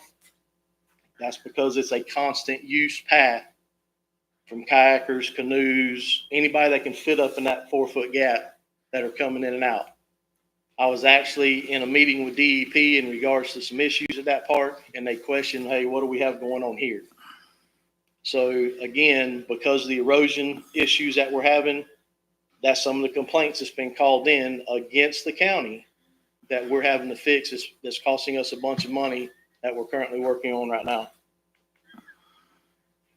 This picture's a couple years old, but I put it up here because I want y'all to look at something here. This is when we were doing construction, taking down the old wooden boat ramp, or the boat docks and all down there for people to enter the springs. This area was closed off. There was signage, there was caution tape. This is what happened on the weekend when it was closed off. Folks, this is all the time. If that's not abuse and destroying stuff that we're trying to fix, I don't know what is. But again, a couple years old, but I want you to see what we're dealing with. These two areas right here is at Rum Island, on county property. This is two separate springs that are not Rum Island Spring. They're two small spring heads that are on that property that are being advertised by some of these commercial vendors as stop locations. It's on all the maps that the state provides, and everybody's showing these little springs. But because of the additional use, there's no vegetation left around these springs. People are entering, they're pulling kayaks up there. The one on the left here, they've actually drug a dead log across it so they can sit on it over the spring hole when they come up in here. Right here in this same area on the county property that's not supposed to be used, there's other trails and other areas where they're coming in and out, pulling these vessels up here. These are two trails that are on the property down there that the county did not put in there. These are trails that's being cut in there by people that's using all this for their publicizing the use of this county park. These are not county trails. We do not promote this. This is supposed to be a natural vegetative area, and they're making these trails. You see the sign pole in the picture here on the right. There were signs there that clearly state that this is not used, park boundaries. Signs are gone because they constantly steal them and move them. The trails, it's getting blatantly to the point now. They take their own chainsaws and cut trees off the trails and throw them to the side instead of leaving the natural vegetation like it's supposed to. And now, within the past month or so, we've got white arrows painted on trees down there marking the trail so they know how to get to that little spring down there.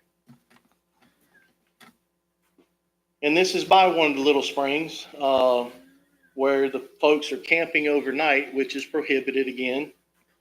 Bonfires left from where they have their fires, and they're natural. They had to have bathrooms down there, but they won't go to the bathroom, so they're going to use the woods and leave the toilet paper and T-shirts and all that scattered in the woods.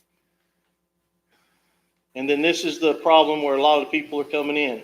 Some of our neighboring properties down there, as everybody knows, Airbnbs are becoming a big popular deal. They're cutting holes in the county fence, installing their own gates, and renting these things out. And so the people that are coming here for the Airbnbs, they don't know any better. They're going by what the advertisement says.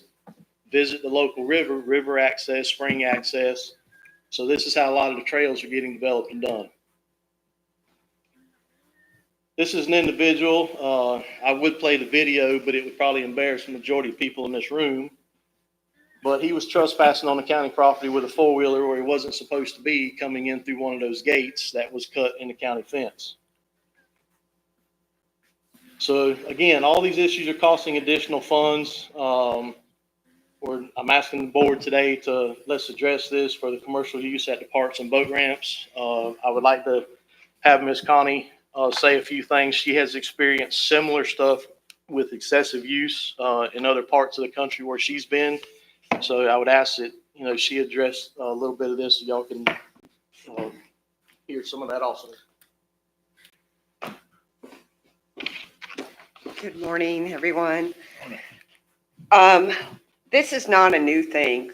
Dealing with this all across the country, states, national parks, those kinds of things. They've limited and restricted who can be on because we have to balance, and it's hard to balance public use along with our natural resources. And every one of you, many of you I've heard stories about have grown up in these areas, have gone 101 times down, enjoyed the springs, enjoyed the areas. you're not down there destroying things. When we start bringing people in like this and we can't control it in any way, shape, or form, or our commercial vendors are not respecting those resources, we've got to come up with something. State and national parks right now are doing all kinds of things where you actually have to have reservations. So they're limiting the number of people that can come in and enjoy the resources on a daily basis. We, as one of the things that we're doing from a TDC, is we're actually going to limit how much we're actually promoting springs and the rivers and those that we have. There's a lot of things we can promote as far as ecotourism besides just these areas. So we're even being careful with that. It's called over tourism, which seems kind of like a silly thing that you're going to have too many people, but it's too many people using resources that they're destroying is what that means. And trying to balance those things. We had a state person that was a part of my last board where I was, and he actually told us back in 2016, he said, listen, we love that we're on your website. We love that we're a part of your visitor's guide, that kind of stuff, but please stop promoting us because we're just getting too much. And so it's just something we have to look at and have to balance. Am I saying close a park and don't do that? I am not saying that in any way, shape, or form. Am I saying don't let tourists come in, don't let visitors come in? I am not saying that at all. We just have to find that balance, and that's a hard thing to do. Questions?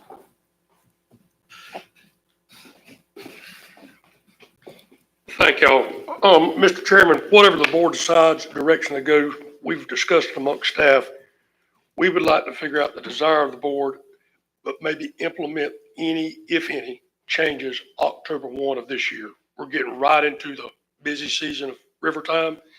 So we don't want to be abrupt with anybody. We don't want to drop a bomb on them and just have, I'll just be honest, we discussed, somebody mentioned, Commissioner Holloway, what level of control are we doing? So we thought about that. We don't want chaos on our hands. And to simplify what Clint was telling you a while ago, like the past still, for example, we know exactly what's going on. But how do you curb that? Do you put a deputy down there full time? Do you put a staff member down there? Because if somebody's going to act out, they're going to act out, right? So shy of being down there full time with a deputy, when a young man or young lady uses their card to expedite their business by swiping the card so their patrons can get in free after they've already charged them to use our park, right? We had to get our head around. So if we implement these rules, how do you enforce the rules? So our recommendation is if this board wants to act on any of these changes, let's put it all together, let's vent it, and then let's implement it October 1. The theory behind that, that's when our fiscal year begins. It also gives us a plan if we need outside help to help us enforce this. And it also gives all of your vendors, okay, fellas, y'all enjoy it because it's going to expire September. Mr. Ford. Go ahead.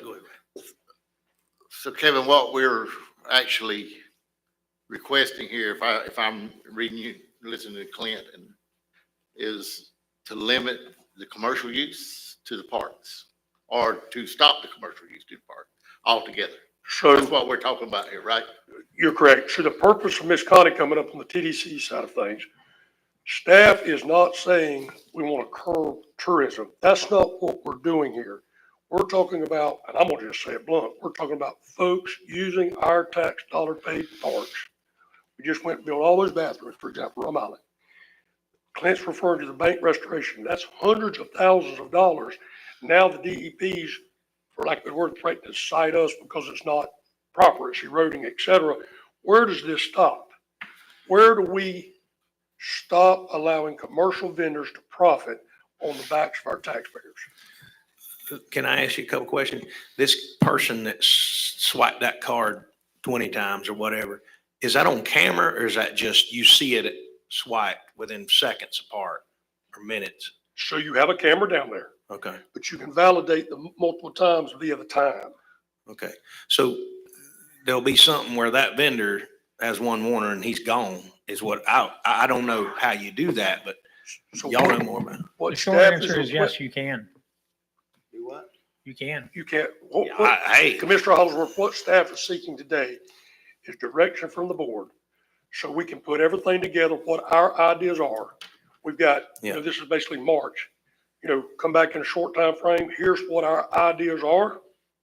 If y'all support that, we'll implement them October 1. What we're seeking here today, does this board desire to either A, limit commercial vendors in our parks, or B, eliminate commercial vendors in our park, or C, remain as is and continue to have these problems? Well, I'm gonna tell you, I've been up to Hollingsworth Bluff on the Gilchrist County side about 3 times in the last 2 weeks. And every time I come there, there's guys, kayaks, there's those kayak guys. And every one of them, like you said, they can't go up to the boat ramp because I'm going up the boat ramp. So they go to little openings on each side of the boat ramp or so I see what's happening. It was a Tuesday. This wasn't a day there was going to be a lot of people there. And this was on the Gilchrist County side, and they had the little automatic thing because I paid with it. But is it possible that this guy was swiping that and charging all those people a fee, or is it, we don't know? If you were to ask my opinion, and I do not know this, but common sense works, come kayak me for $25. Yeah.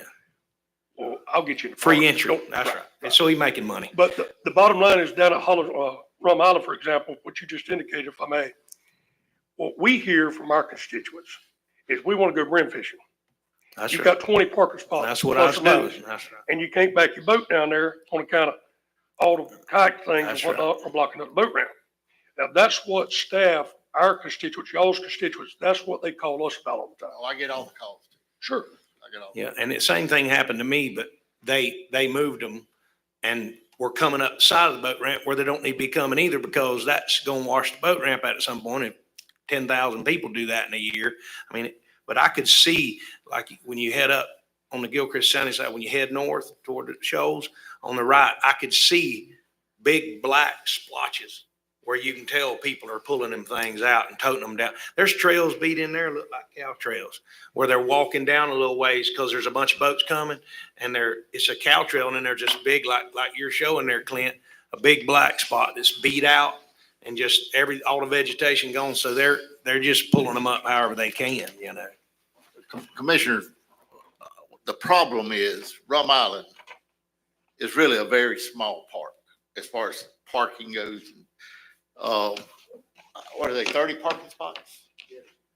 30 parking spots. And really, if you're not there in the summertime, especially on weekends, and most time during the week too, if you're not there by 7:30, 8 o'clock, you're not really in the park with a parking spot. And a lot of these parking spots are filled up with customers of these kayaking outfits, and them canoes and stuff like that.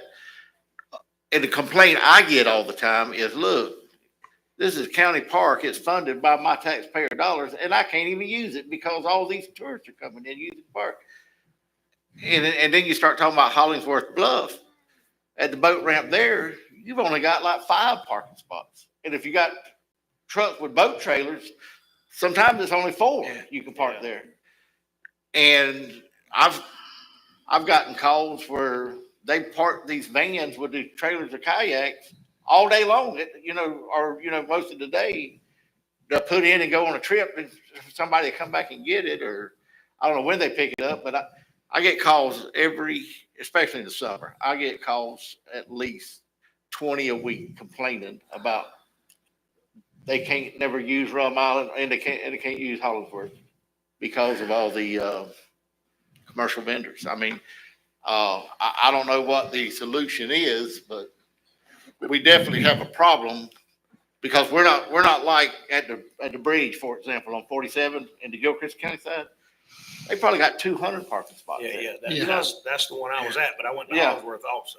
So we don't have that luxury in our parks on the Santa Fe.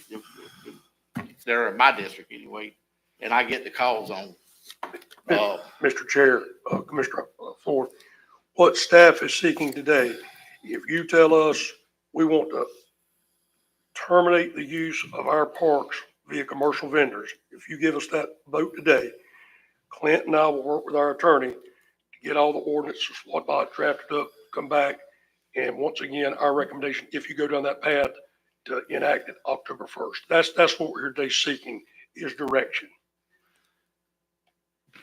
Well, yeah, hadn't we been through this since I've been here? We've been trying to get them, the vendors to do what they're supposed to do and do the, yeah. This like is nothing new. Begged them. Well, isn't there something in place that these people with these kayaks, don't we have something in place that they're supposed to have their people park at their place? And they're supposed to go down there and take them down there and then come back and pick them up, and bring them back to the car. Commissioner Phillips, the example I will give, you could put no trespassing signs all over your farm. Unless you stand there 24 hours a day with a shotgun, you can't stop it. Yeah, I know. Okay, all right. Well, I'm like you. I think staff should get together and however y'all figure this stuff out or whatever it does, then it'll come back to us and let's see what, see how it all needs to be. Because I'm like, I've seen that one picture of all them kayaks and that, and I've been down there. I know I've been in the spring many times. And I don't want no bunch of kayaks in somewhere where I got my kids and we want to, play with the kids in the spring. So the kayaks is gonna have to stay out on the river somewhere. So, Mr. Chair, am I getting direction for us to move forward? Yes. Yeah. For me, you are. Me too. Yes. Yeah. And I'm not, and harshly, we got to do something because they're making money. And you would think when you're making money, you're going to do a little better job at it and make sure people stay out of the way. And Mr. Chair, if I could interject real quickly, because I saw some photos and I'm seeing them for the first time this morning that are very concerning. When you cut a county fence, you're destroying public property. That's right. And so with the blessings of the board, because I know sometimes these things can get contentious, I want to start taking enforcement actions to the inclusion of lawsuits. I don't think you're going to have people take this stuff seriously until there are consequences. That's right. And there's different ways to enforce different rules. You go down to Tuckney, Commissioner Ford's point, huge park, tons of parking spots. What do they do when the parking spots are full? Can't get in. That's right. Can't get in. So, but there's also somebody there to make sure that you can't get in. So we're going to have to go to the drawing board. I will tell you, I think Ms. Connie's a tremendous resource because she's experienced this where she's come from. And there's a way to balance it so that we're meeting our tourism objectives. We're allowing for proper use, but we're also staying in the good graces of the DEP, which is honestly where I start to get heartburn. If we're going to start getting cited, if we're going to start getting fined because of the erosion of these riverbanks that's happening because of somebody else's use, we have a responsibility to stop that use before it gets to that point. So I think the theme of everything we're going to talk to you about after we get back together is enforcement. You can have all the rules in the world, but if you don't have enforcement, we're not going to use a shotgun, but Kevin's shotgun point is exactly right. You can have all the trespassing signs you want. If nobody thinks there's somebody on the other side with a shotgun, they're not really that concerned about it. So, and I'm sorry to take more time because I know we're already running along this meeting, but I just want the board to understand that's my attitude is we have to move into more of an enforcement posture. And we may get to a Joel, I point- agree with you 100%. I mean, it's our obligation to do something for the citizens of this county and our constituents. Because they're the ones paying for all the DEP problems we're going to have. But those gates right there, that wouldn't be hard to figure out right there. You walk around them 2 or 3 houses, they'll tell you who put that gate in there. Because somebody at either of those houses or somewhere closer there to let those gates be put in. But Clint will tell you, they've done away with the gates before, and they just put them right back in. Mm-hmm. Yeah.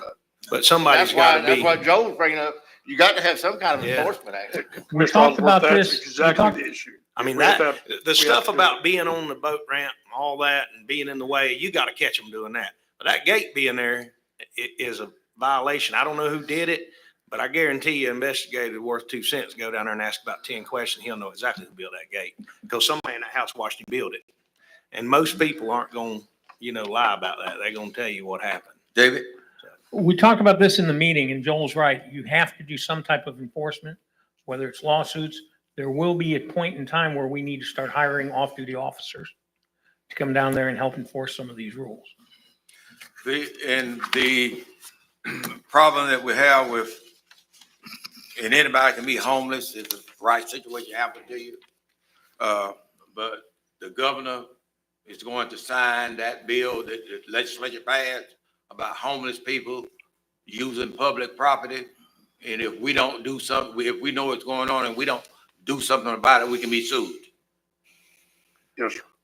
So You know, that's another issue we got to deal with. And I told you guys, when we first started talking about Rum Island, you new guys, when you all got here, that's the biggest headache this county got, is Rum Island. We spend millions of dollars down there for the commercial people to make money on it. And it's not fair.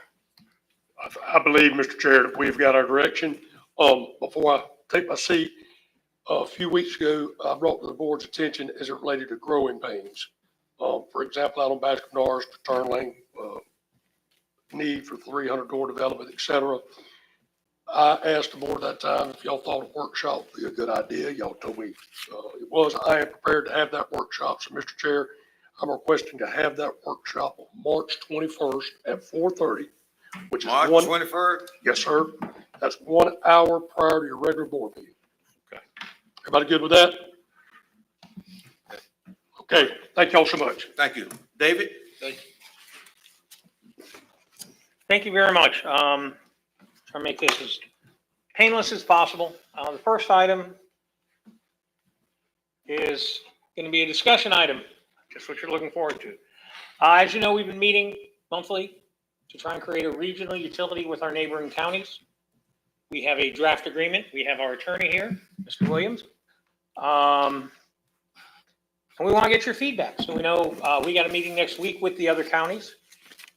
Are we proceeding with this? Are we going with this direction? This particular interlocal agreement, Grady can describe better than I can, but it is more of a joint operation and maintenance agreement. It's not an authority. So this isn't creating a body. This is actually just a kind of a shared use of resources between the multiple counties. And they want us to bring it back next week and kind of give them feedback from our board. Are we interested, or do we want to go a different direction? Well, Chair, myself and Mr. Ford, we may be at a bit of an advantage because we have been attending these meetings. But I would like Grady to just give a quick summary because there's no doubt the consensus of I ain't going to use the opinion of that board is simply the fact that we are using each other's services. We've got a system figured out, balance of cost, and it's a start. It's beneficial. And I think Grady can take it and put a little bit more clarity to it, but it is a great step forward. I'm looking forward to it. Yes, thank you, members of the commission. I'm sorry, Mr. Chair, did you have a direction for me? Or am I okay? I'll do my comment afterward.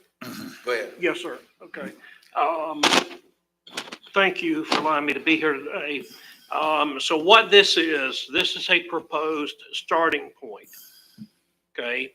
As drafted, we have 3 counties identified. I do not know as I stand here today if that is our final lineup or not, but we do have 3 counties identified to create by interlocal agreement a separate legal entity, which I believe the state will call an independent special district. This is not reinventing the wheel. Okay, you have done this in a different context. Thank you, County Attorney Joel Foreman. But the suggestion was let's dumb this down and let's kind of go off of what was done on the Swanee Valley Transit Authority. Now, obviously, it's apples and oranges. You're talking about transit dollars over there. You're talking about water and wastewater services primarily here. The direction that I am hearing from the advisory committee is focus on maintenance and operation right now. Okay, maybe we can get to ownership and capital improvement ownership, capital improvement financing, and continuous operation as an independent special district in perpetuity later. But this would be to get the ball rolling down the road in terms of utilizing resources, and it may be Columbia County resources get started with to essentially operate and maintain the public water and wastewater facilities for the participating counties. Okay. Now, how are we going to pay for it? Well, everybody's going to have to kick in. Okay. And I cannot tell you as I stand here today what the Columbia County portion would be versus, let's say, for the sake of argument, Swanee County. okay, if they were a participant. But what I can tell you is that by the time we get to the point where we have the final lineup determined, and we have the final version of this agreement, and we have a pro forma budget in place, we can tell you what we are projecting the initial fiscal year would be and what each county's obligation would be financially. So it's a fairly straightforward agreement. It's intended to comply with Florida law. It's intended to allow us to be classified as an independent special district of the state of Florida. It's intended where each of the counties participating will be providing, if you will, 2 members of that board. And it's intended that that board will be a separate, independent, get the politics out of it, water and wastewater operating authority. But again, operating and maintenance for right now, not necessarily ownership and public finance right now. Are we, I'm not up to date on this, regional, are we dealing with cities or are we dealing with counties? Counties. Right Well, now. how many counties besides Columbia County is going into the utility business? So right now, the 3 that we were talking about was Swanee County and Hamilton County. Are they Columbia already County? in the utility business? Yes, Yes. to different degrees. Baker County is interested, but they do not have a utility. Union County said they were not interested. I don't have a problem with it. I think it's a good idea as long as it don't bleed off for other counties to bring their garbage to Columbia County. That's right.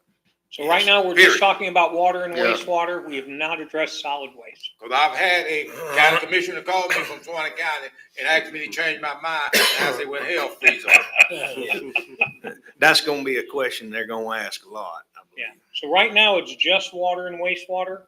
We've not discussed solid waste at all. Yeah. Yeah, so all that's been discussed right now in the meetings is, the wastewater and the, potable water services. And actually I spoke at the, Hamilton County Commission meeting, Tuesday morning. And, kind of went over what we were looking at and discussing and, they're got it on their agenda to talk about it also. And Swanee County is ready to move. They're, I hope like us, that we see the benefit in this and, see the cost savings that we can pass on to our, constituents. And go ahead and let's move forward and start completing this draft and filling in all the blanks. And at that time, we can have a startup cost for, the counties involved and which counties are involved. Now, I will tell this board that I was notified last Thursday that Bradford County has shown they're asking what they would have to do to be part of this utility also. They're very interested. And, I informed our Shannon over in Swanee County, he's one that sends out all the things, to give them an invite to the meeting and let them talk, see what they're interested in, get some more information on it. But I really do believe we have the support from the state on this. We have support from Florida Water Management, and everybody agrees that this is a good move. That's fine. Yeah. I agree too. As long as the landfill is not involved. Yes. We need, y'all, that's all you have, David? We need a break for about 5 minutes. Okay. All right. We're gonna break. Do we need to vote on this? We just need to bring comments back next week to the board. I make a motion to go forth with the proposed agreement with the Regional Advisory Committee. By Mr. Murphy, I'll second it. by Mr. Ford, all in favor, signify by saying aye. Aye. Opposed, like side, that motion carries. And before we break, can I just have one other thing? Now, we have a proposal on Interlocal floating out there with the town of Fort White about a utility, the East Dutton utility. If we're gonna form this utility, there's no reason if Fort White decides to come on board, they couldn't join in this utility here. So I think we Correct. need to do away with that Interlocal that's floating around out there. Yeah, I mean, I don't see. they haven't agreed to do anything on it, but if we're going this route, we need to just stick with this route. Joel, do we have to do that in a formal motion, or is that something you can bring back at a later date? Let me bring it back to you because again, y'all just approved the interlocal that just Okay. says you're going to bring the water line to the town limits. So I think it's kind of understood right now where we are, but because we also have to work out the utility billing service that the county's providing. There's some issues on that again, I hope to have rectified by the next meeting. So we'll bring it all back at one time. But I do think Commissioner Ford's point is well taken. You don't want to be doing this and still have a deal with another entity. Yeah. You need to just stick with one. I agree. All right, we got a break. We got a commissioner got to go.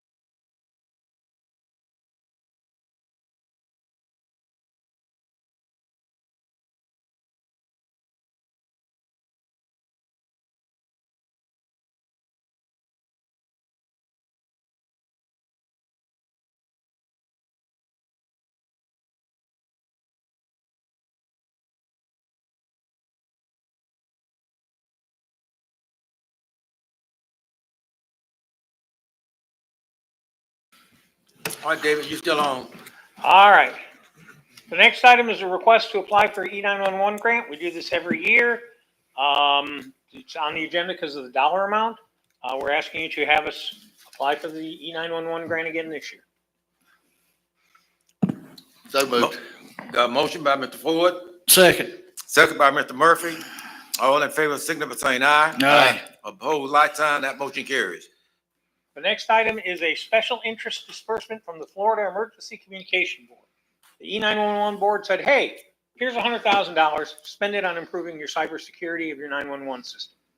So we're asking you to approve the budget amendment, which will take it from revenues into an expenditure line so that we can actually spend it on cybersecurity improvements. Motion? So moved. Got a motion by Mr. Ford, second by Mr. Hollingworth. All in favor, signify by saying aye. Aye.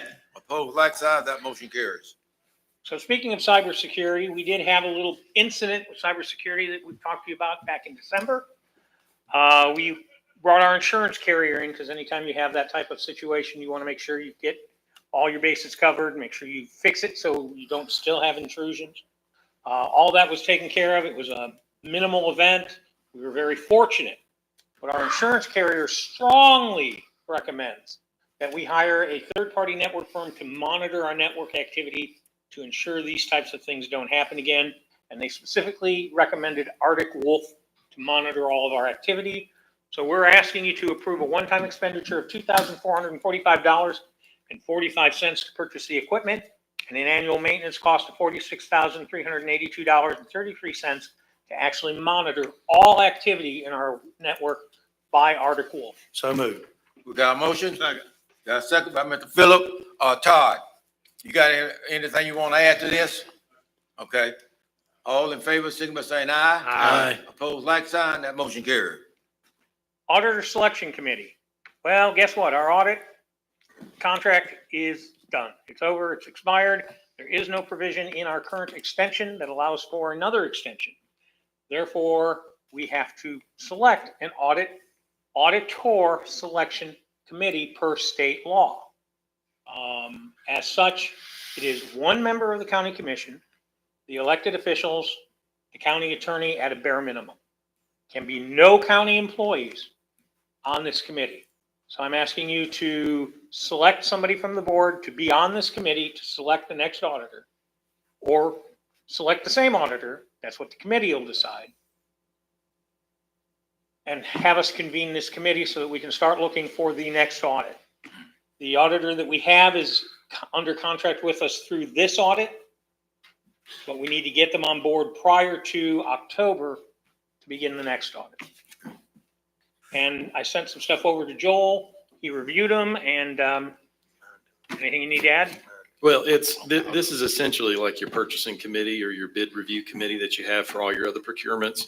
The legislature just requires that this be separated. Like David specifically is not allowed to serve on this committee for you.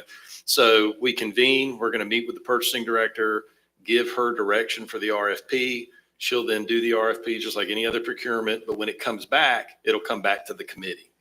And so it's the sheriff, well, it's all the 5 constitutionals, any elected officer under the charter, which is me, so I have to go to this, and then one member of the Board of County Commissioners. I move that we put Rocky Specifically, forward. That should always be the chair of the board. So you want to do it? You want to do it? No, so when the next chair, I think that then you don't have to worry about who's going to be appointed. The chair would always be that commissioner from the board on this committee. So that'd be you. That'd be you. Yeah, whose chair be next, it would be, that would step down and the next chair would take over. So to help the board out, just so you understand this, if your contract provides for specific extensions, right? So if we select an auditor this time and we say we're going to sign you for 5 years with the option to renew for 2 2-year extensions, you don't have to reconvene the committee until those extensions are worn out. Right. It's once you reach a point where you don't have any more extensions, and that's where we are with the Powell and Jones contract. We were allowed, because of the COVID state of emergency, to skip this. If y'all remember, we got to the end of the first 5 years, but because the governor had suspended the procurement rules, we were allowed to extend them through the period we are now. but now we're out of extensions. So you'll only convene this committee every 5 years, every 9 years, every 15 years, whatever we end up negotiating in the contract. So there's no mandatory limit on what the time limits are. That's all up to the committee. There's no limits on how many extensions it could have. Again, the committee would make a recommendation in negotiating it. Again, it still has to come back before the board to approve because it's a contract. So Ron, do we need a motion to make you the chair? You want, okay. I move that we put Ron Williams on this committee. And after that, I guess it would be the chairman from then on. Yeah. That is serving at the time the committee convenes. I'll second that. We got a motion by Mr. Hollingworth, second by Mr. Ford. All in favor, signal by saying aye. Aye. Opposed, like sign, that motion carries. And again, this committee only gets convened when we have to get a new contract. So the next one is a donation of surplus vehicles to the school district. We had an auction. It was actually through the school district. We had the auction. They went out there, they took a look at it, and Todd Wintergren came back and said, "You have 2 vehicles out there we'd like you to donate to us." We didn't put those through the auction, so we have these 2 vehicles. The question is, do we want to donate these vehicles to the school district or surplus them and sell them? I'll make a motion, we donate them to the school district. Second. The motion by Mr. Ford, second by Mr. Murphy. All in favor, signal by saying aye. Aye. Opposed, like sign, that motion carries. Next one is Community Center update, Lulu Community Center. So Joel and I have been meeting with a board who is a not-for-profit board, who is registered, recorded, and who is reforming, that eventually want to become the Lulu Community Center board. We've gone through the contracts with them. We explained what they had to do. They are working in due diligence to become the Lulu Community Center board. And we have all faith and confidence that we will have a board over the Lulu Community Center in the fairly near future. In the meantime, they have an event every May called Lulu Days, which you guys all know about. They would like us to treat them, as long as they're acting in good faith, as the Lulu Community Center board. Let them use the Lulu Community Center for Lulu Days without charging them. So moved. Got a motion by Mr. Phillip, Second. second by Mr. Hollingworth. All in favor, signal by saying aye. Aye. Opposed, like sign, that motion carries. And that's all. Thank you. Okay. All right, open public comment, 3 minutes. Anyone? I got some ladies in the back. How many of you guys think you want to do it? Just you? 2, okay. Y'all, just so you get some clarification here, this is about the water system. And I'll tell you some more things about it, but we got a problem in Woodgate Village and other places. You got 3 minutes, ma'am. My name's Crystal Brown, and I'm here about Swanee Valley Utilities. I've been contacting them. They sent me a bill for $1,300 and said that I owed it from when Esmond shipped on the company. I have asked them several times to send me an itemized bill showing what I owe. They refuse to do it. The owner will not contact me, and they have demanded that I pay $100 extra per month on my bill until the balance is paid for. They have not come to check my meter but 2 times since they've owned it. The first time was in December. And when I try to talk to them, they say that we are sending threatening messages through email, but I have copies of all my emails and my receipts. They will not come out and they will not respond to me. And who is that now? This is Swanee Valley Utilities and that they own, it's the old Esmanship properties. And I'm just going to add to what she said. Let me tell you about this man. He don't care about them because he don't care about us. The county just went out there to repair $36,000 worth of holes he's dug in them roads and won't fix them for months. And I have talked to, me and Kevin Kirby and all his workers have talked to this man constantly. He looks at us and smiles and says, okay. And there's holes out there in the road big as a semi truck. I mean, they're everywhere. And we went out there and assessed it. Mr. Kirby, am I correct with that? Yes, sir. What Commissioner Adler, what we actually did was we put him on a time frame for him to either repair or I would repair in-house and then pursue the charges at a roughly $36,000. And we made that decision based on the fact that taxpayers couldn't drive down there. I'm telling y'all, there's a hole there. It looks like a car would fall in it, you know, if there was any cave in or anything. And we have, this is not the only young lady. And I have spoken to the old owners who are very close friends of mine. Because at some points, I used to go over to that water system and tell them when they had leaks. They'd come, repair it, and they'd fix the road. This guy comes, repairs it, and doesn't fix anything. I mean, he just leaves it like it is. And I found out from them that this young lady, this issue with this 300,000 gallons of water happened when they owned it. So what he's doing is, what I think he's doing, I don't know this, is going and reading meters he ain't never read and sees that he didn't get paid for 130,000 gallons of water because he never read them in the first place. And I think there's another lady up here that will show that he's never read the meters. And now when she called me and she told me he's making her pay that money, not a day later, they said, all our bills are going up exponentially. One says they owed 166,000 gallons of water. I mean, what he's doing is there were old leaks that happened during the Esmanships, in my opinion. And I have spoken to the Esmanship, and they said out of their mouth that she doesn't owe that money because she handled that when it was their leak. It was just one of those situations, you know. So the man, y'all got to understand, they're sitting here saying he's a bully. Well, he bullied the county. He won't do what we asked him, begged him to do for months and months. So I sound a little emotional about this, and I am, because I don't like a bully. And I feel like these people are being put in a position where they're having to pay bills they're not even responsible for. I mean, we got a couple other people, they're going to say the same things, but this young lady is special because it's $1,300 he's saying she owes. And they actually told you, what did they tell you when you asked, when did this happen? What did you say? She called me the first week of January and told me that I owed this money from before COVID, basically. She will not send me anything itemized showing that I owe this money.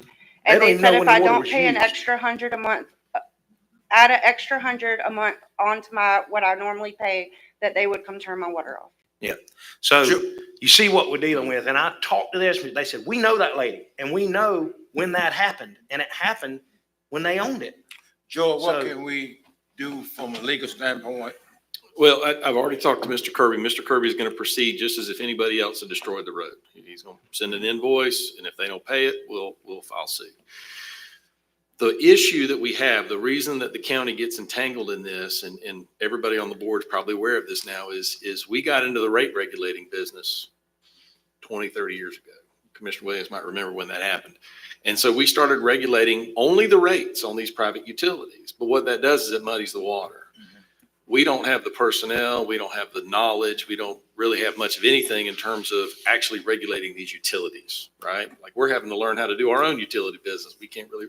So the suggestion that's been discussed, I've discussed it with Commissioner Hollingsworth, I've discussed it with Mr. Kirby, with Mr. Krause, is to send that regulatory responsibility back to the Public Service Commission.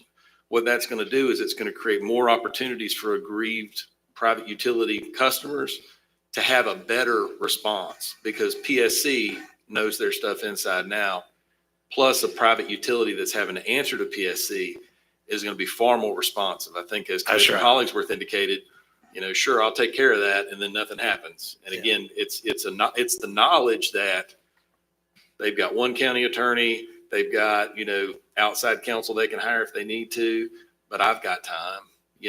He's just got to put off Mr. Kirby. He's got to put off the people that are asking him to fix the road. And again, told Mr. Kirby, don't put it off. Let's go do it. And we'll handle that. And we would still handle that even if PSC was involved. But in terms of this woman's concerns, why am I not getting an itemized invoice? Why do I not know what I'm supposed to pay? PSC would absolutely intercede there and say, you have a duty to do this, and we're going to get after you if you don't. So I think that's where we need to go. The easiest example I can give is when you work on a county road, or anybody else does, they go through the utility permit process. So we're very aware of what we tell them what to do. We tell them to jack and bore, to fix the 50-foot each side, repave it, et cetera. But in this circumstance, along with all the others, there's no way I'm going to hold up somebody getting their water repaired. So this guy goes out, tears the road up, which I do not know until everybody complains. And then Joe's always beat my head. We do everything for a public purpose. So if any other contractor goes and tears our road up, we enforce them to repair it as we dictate. In this particular case, he ignores me, and I have zero teeth to do anything but go do it ourselves. Right. So in the beginning, when he purchased this from Mr. Espenship, he had met with Mr. Kirby and he promised he was going to put pipes underneath the roads. So as they had water leaks, they could sleeve the lines and just slide the repairs through and not have to interact with the roads, and he has not done any of that work. Well, he's not going to do it. Look, he told one of Mr. Kirby's employees, he said, well, you got to put asphalt over these holes. And the guy looked at him and said, where do you buy asphalt? So that tells you what we're dealing with here. Act like he didn't know where to get asphalt from. Y'all actually sent something to him, tell him where to get asphalt. So this man owns thousands, supposedly, of customers' utilities. He knows how to put asphalt on a hole that he cut in a road. His particular firm owns water systems and sewer systems across the state. Yeah, so he knows exactly what, he just plays like he doesn't understand. But let me ask y'all something. Let me talk to Mr. Foreman a minute. Mr. Foreman. Yes, sir. Kirby, when someone tear up our roads and do not do it to the standards that it should be repaired, can we file a suit against the repair and file suit in court to recoup the money that we done? Yeah. And that's exactly what this instructions that Mr. Kirby and I talked about it. And I said, well, how would you do this if a building contractor had damaged our road? He said, I'd ask him to do it. And then if they didn't do it, I'd fix it and send them an invoice. Fix it, send them an invoice for everything we spend. One of the issues, Mr. Kirby, to make sure that our roads have integrity, he doesn't just fill in the hole. He goes 50 foot on either side of the damage to blend it in so we have good, strong asphalt for a long time. That's what we expect. And that's what we're going to do. And that's what the invoice is going to reflect. Now, when the invoice is unpaid, that's where we go. We go to court. Commissioner So Wheeler. that's exactly what we're trying to tee up. Mr. Chair, if you'll recall, many times you and I've experienced with logging crews. The logging guys, they go and tear up the asphalt, whatnot. And this is the first time I've just had anybody not comply. That's the uniqueness behind this. Most of the time you call the logger up, say, hey, boss, let's do this, or I'm going to go fix it for you and send you a big old bill. Well, we don't want that. But for whatever reason, this gets ignored. So, Chairman, so how we have people complain about their water bill and we go, oh, maybe they used water, maybe they didn't. When he won't even comply with us telling him to do something, I don't have any doubts about everybody that's telling me. I can look and see that the only person I know that's probably not telling me the truth is him, not them. Because I don't believe for 1 minute that he is worried about them if he's not worried about us. So everything they're telling me, I'm taking as a fact. And there's also a situation where he raised the rate. What was it he raised? Late and fee and cap. He changed those fees. Now, I don't know if he came before us to do that, but I don't believe he did.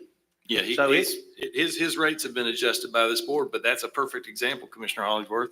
It came through and but again, this is not really a rate setting board. You're not that kind of an agency. Right. So I'm in this, I want to straighten this out for these folks, but I also want to turn all this over to Public Service Commission because we're not equipped to do it. We're just not equipped to do it. Chair, if I may, Joel, David, I guess, Kevin, what's the fastest path to PSC?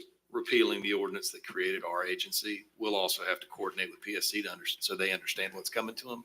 But yeah, we would repeal the ordinance creating our rate setting structures. Well, I personally would support that 100%. Just do whatever we got to do to expedite it. I mean, as Robbie said, the Espenship Group, I was well aware of them prior to that. So Commissioner, I would normally prepare it and put it on the agenda and ask for a date for a hearing, but you've already set an adoption hearing for, what'd you say, April 21st? Yes, sir. We could just make this another ordinance on that adoption. 18th, I'm sorry. Second meeting of April, and I don't need a motion. If that's pleasure of the board, I'll just do it. All right. Okay. Ma'am, let's go. Pete got to come up to the. Do you still want, y'all want to do 3-minute comment, both of you? Do you still want to comment or do you see that we're going to handle this? If you want to come up and comment, I guess, Chairman, if you want to. But this is not a lost in the shuffle thing. Okay. We're going to stay on top of it. Okay. You don't, because you see what we're doing. We know that this is an ongoing, one of these ladies she goes out and sees her meter every day when the meter reader's there. And knows are not telling the truth. Yeah, she's got it documented. So y'all keep all that documentation because the PSC might want to see that. Okay. So we're taking care of you as well as we can. And we're going to just I'll stay in touch with y'all what's happening. Okay. Thank you very much. Thank you. This young lady wants to come up. Hi, my name is Marlene Faxon. That's the horrible name that goes on in his head at night when he sleeps. Robbie's head. And he I calls- love y'all. I and he love calls- y'all calling me. I'm He mad calls at y'all. David the next day going, get it out of my head, get it out of my head. It's every month. The rate is up on your bills and it's ridiculous. And you call and it goes, you call, oh, hey, oh no, it's down.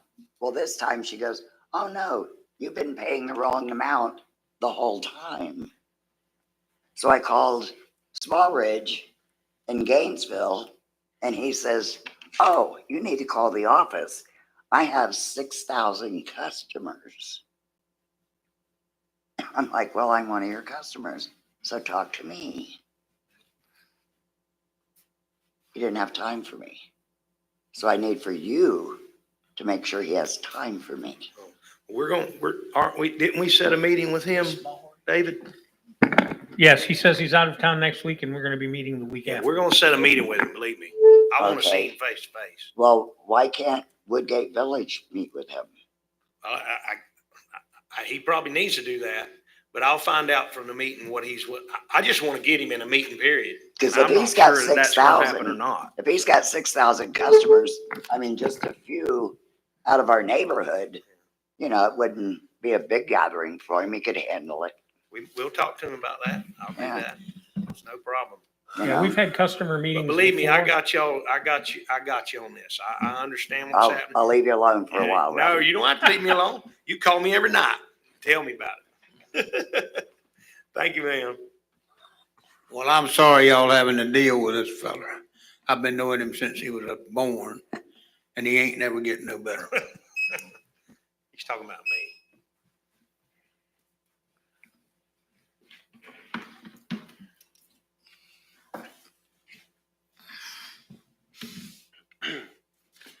Mr. Chair, Commissioners, Sylvester Warren III.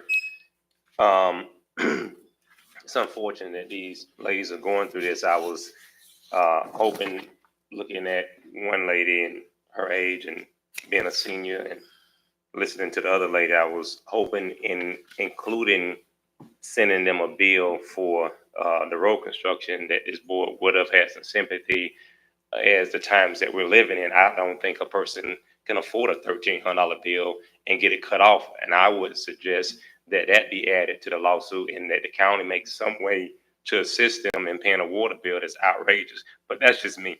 And I would leave that on y'all hearts to suggest something along those lines. But I don't see how they're going to get caught up if they are unable to pay their current bill and then there's a substantial amount of money being added for no reason. My purpose for coming for my public comments, Mr. Chair and Commissioners, my grandmother is almost 80 years old and she takes care of my Down syndrome sister. And she's calling me every day about some dogs running on her property and almost attacking my sister. All right. So I don't know what y'all got in place. She don't call the police. She don't call the sheriff office. I love my sister. Something happens to my grandmother. It is in paperwork that she goes to me. I check on her regularly. And she called me. She was crying. She almost got bit and attacked by these dogs. So I'm coming one time to ask y'all what y'all gonna do. Because after I leave this meeting and nothing doesn't happen, my grandma's not gonna be calling. My grandma can be very persistent. I'm gonna hire Yahweh Protection. And I'm gonna ask them specifically to go out there with the AKAs with 223s and any dog to come on my grandmother's property, that I'm gonna pay them to put that dog down. And I'm not telling you what I'm thinking about doing. I'm telling you what I'm going to do as it relates to my special needs sister. She would never be put in a compromised position to be mauled by a dog or hurt by a dog and call me in the middle of the night crying as a Down syndrome child that I have to look out for. So I'm telling you, you're going to hear some gunshots going off in your community, probably sometime today or tomorrow. It's going to be some AKs and it's going to be some dogs put down.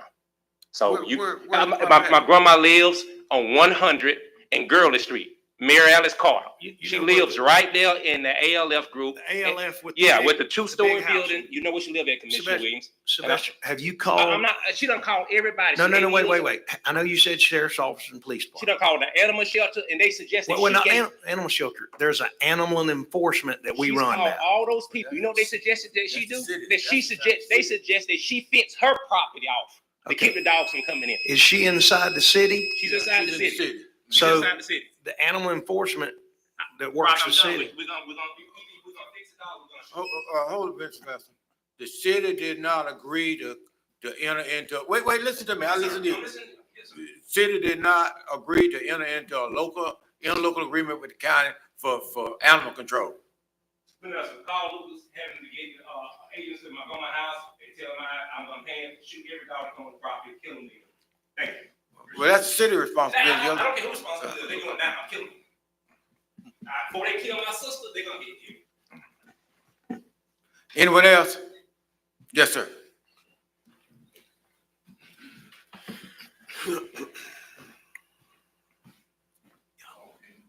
You don't have to stay. Good morning, gentlemen. I've got a couple of things, mostly on that regional utility agreement there. And I understand that it's just y'all trying to fill in the blanks as you work. But first thing was in the first paragraph, it said the counties. That the counties see it best for them. What does your citizens say? Don't answer because my time will run out. I'll wait. Y'all can answer me afterwards. So that's the first question. The second question is, like Kevin was talking about the boat ramps and all. Has this board asked staff what their recommendations is as far as entering into that? And if so, what was their reply? Third thing is, your board of directors, there's no qualifications that they be in the water or wastewater business. You're just going to get somebody off the street to run this operation. Next, in that agreement, it says they have the power to put the county into debt, or that organization, which is backed by the county, and then to buy or sell assets.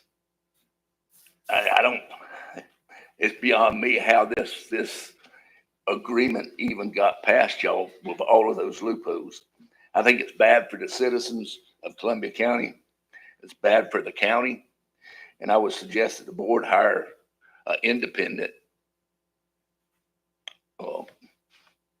municipal lawyer that deals with this kind of stuff versus Mr. Grady. I've met Grady, talked with him, very nice guy.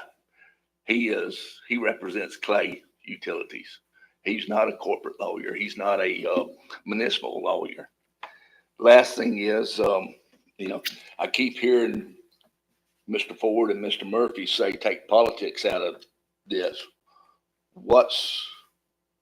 We want another entity like maybe y'all can enlighten me about the Florida Crown? Are we on the hook for $500,000 to pay back? I've got more stuff. I know Stas is very good at writing up agreements. He had one wrote up for the South Columbia County utility, which was very in depth. It laid out the parameters of what was the expectations. And last thing is, I don't know how you can share resources. Does anybody know how much square miles is in the 3-county area? How many citizens? There's over 2,000 square miles between Hamilton, Swanee, and Columbia. There's 130,000 residents between the three. Now, I need to wrap it up now. Columbia County is fast approaching the 75,000 for rural community access for grants. So just saying, There's a lot of thinking needs to be done before we enter into some of these agreements. That's it. Thank you. I'll take your, I'll stay here for you, in case you have any questions. No question from the board? No, sir. I can answer a few of his questions. Number one, I don't know how many square miles are in Columbia County, Swanee County, and Hamilton County, but they don't have sewer for all those square miles or water for all those square miles. And there's also the city of Live Oak inside Swanee County that runs their own utility. There's the town of White Springs in Hamilton County that runs its own utility. There's also the city of Lake City in Columbia County that runs its own utility. So there's several other utilities involved besides what we're talking about doing with the counties. So to me, that assertion don't hold water to start with. What was your other question? No, I'm not questioning square miles. I'm just saying there's not water and sewer in those square miles. So we're only talking about maintaining water and sewer projects for the counties in Swanee County and the county in Columbia County and the county in Hamilton County. So right now we have Ellisville and we have the industrial park coming on. So that's what we would be working on. Swanee County has their catalyst site. That's what they would be working on.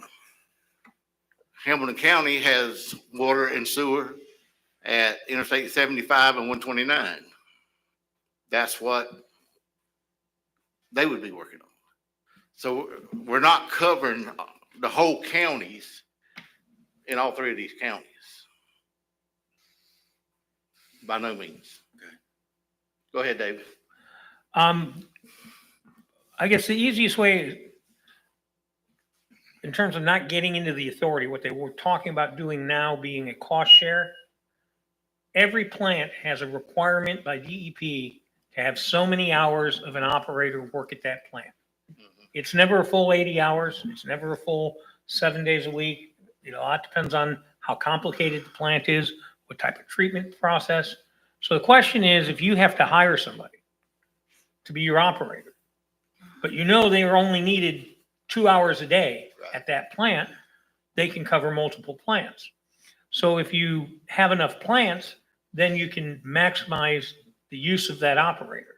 So the question is, are there things we can do in operations and maintenance between the three counties that will save all three counties money? And Mr. Chair, at the previous meetings, that was exactly what Mr. Gray and the discussion upon the board and the participants was simply, this is a beginning step. This is a cost share, as David said, basically on the maintenance side of it. And I mean, it's just take the three counties that Mr. Gray, nobody signed off on it yet. It's all, we're in the infancy, if you want to say, but as an example, none of us even, can afford a $250,000 vacuum machine, and so if the time comes where they determine that one is needed, that cost share amongst three counties and whatever percentage of use it is, that's how you pay for it. And that's good. But it's a co-op. And I hate to use the word co-op because but that's the reason why, I'm still a member, over in Swanee County to benefit on the cost, what you purchase, you see. So it's just, again, it's beginning, but looking back, it's pretty neat if you get opportunity, study a little bit on the infancy years ago on how GRU started. They had these same conversations. It was really neat. And I'm not saying they're perfect, but it's a good system. And also on the committee, there will be a managing director. Yeah. There'll be a managing director that will manage and direct this utility. The committee will serve under him. That's right. That's where the politics come out, in my opinion. Yeah.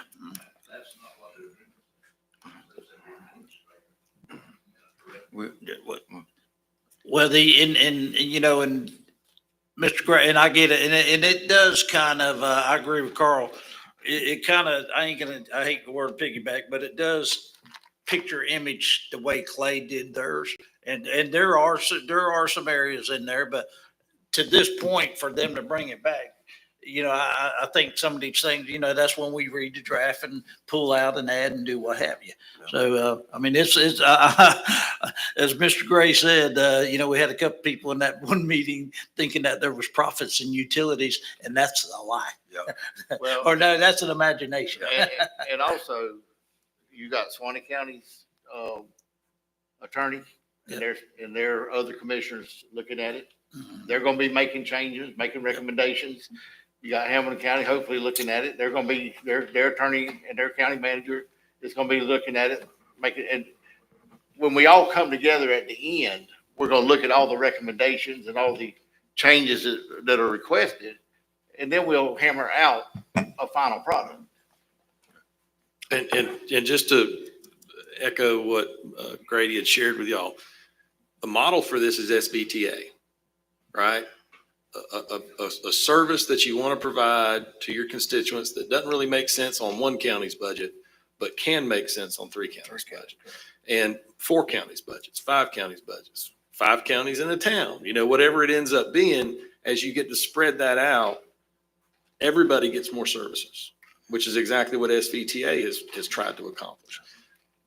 This also doesn't transfer any ownership or any permanent operation of anything to that agency. So its ability to go out and incur debt, its ability to go out and bond, things like that is going to be contingent on further authorization to transfer ownership, which you might do at some point. Hamilton County may give all their utilities over, we may give all, and then it'll have assets that it can use to obtain financing. But it's different, it's novel, but I think at the end of the day, it's what this board had been expressing interest in doing.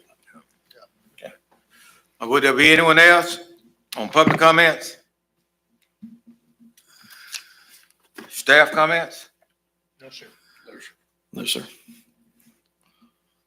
Update from the county manager? Any updates? No, sir. Or comments from the county commissioners? I'm good. I just have that one. I want y'all to stick with me on this water thing. We got to get these water systems out. Oh, of our absolutely, name. absolutely, yeah. That neighborhood has been going through it for quite some time. And that's actually 2 neighborhoods.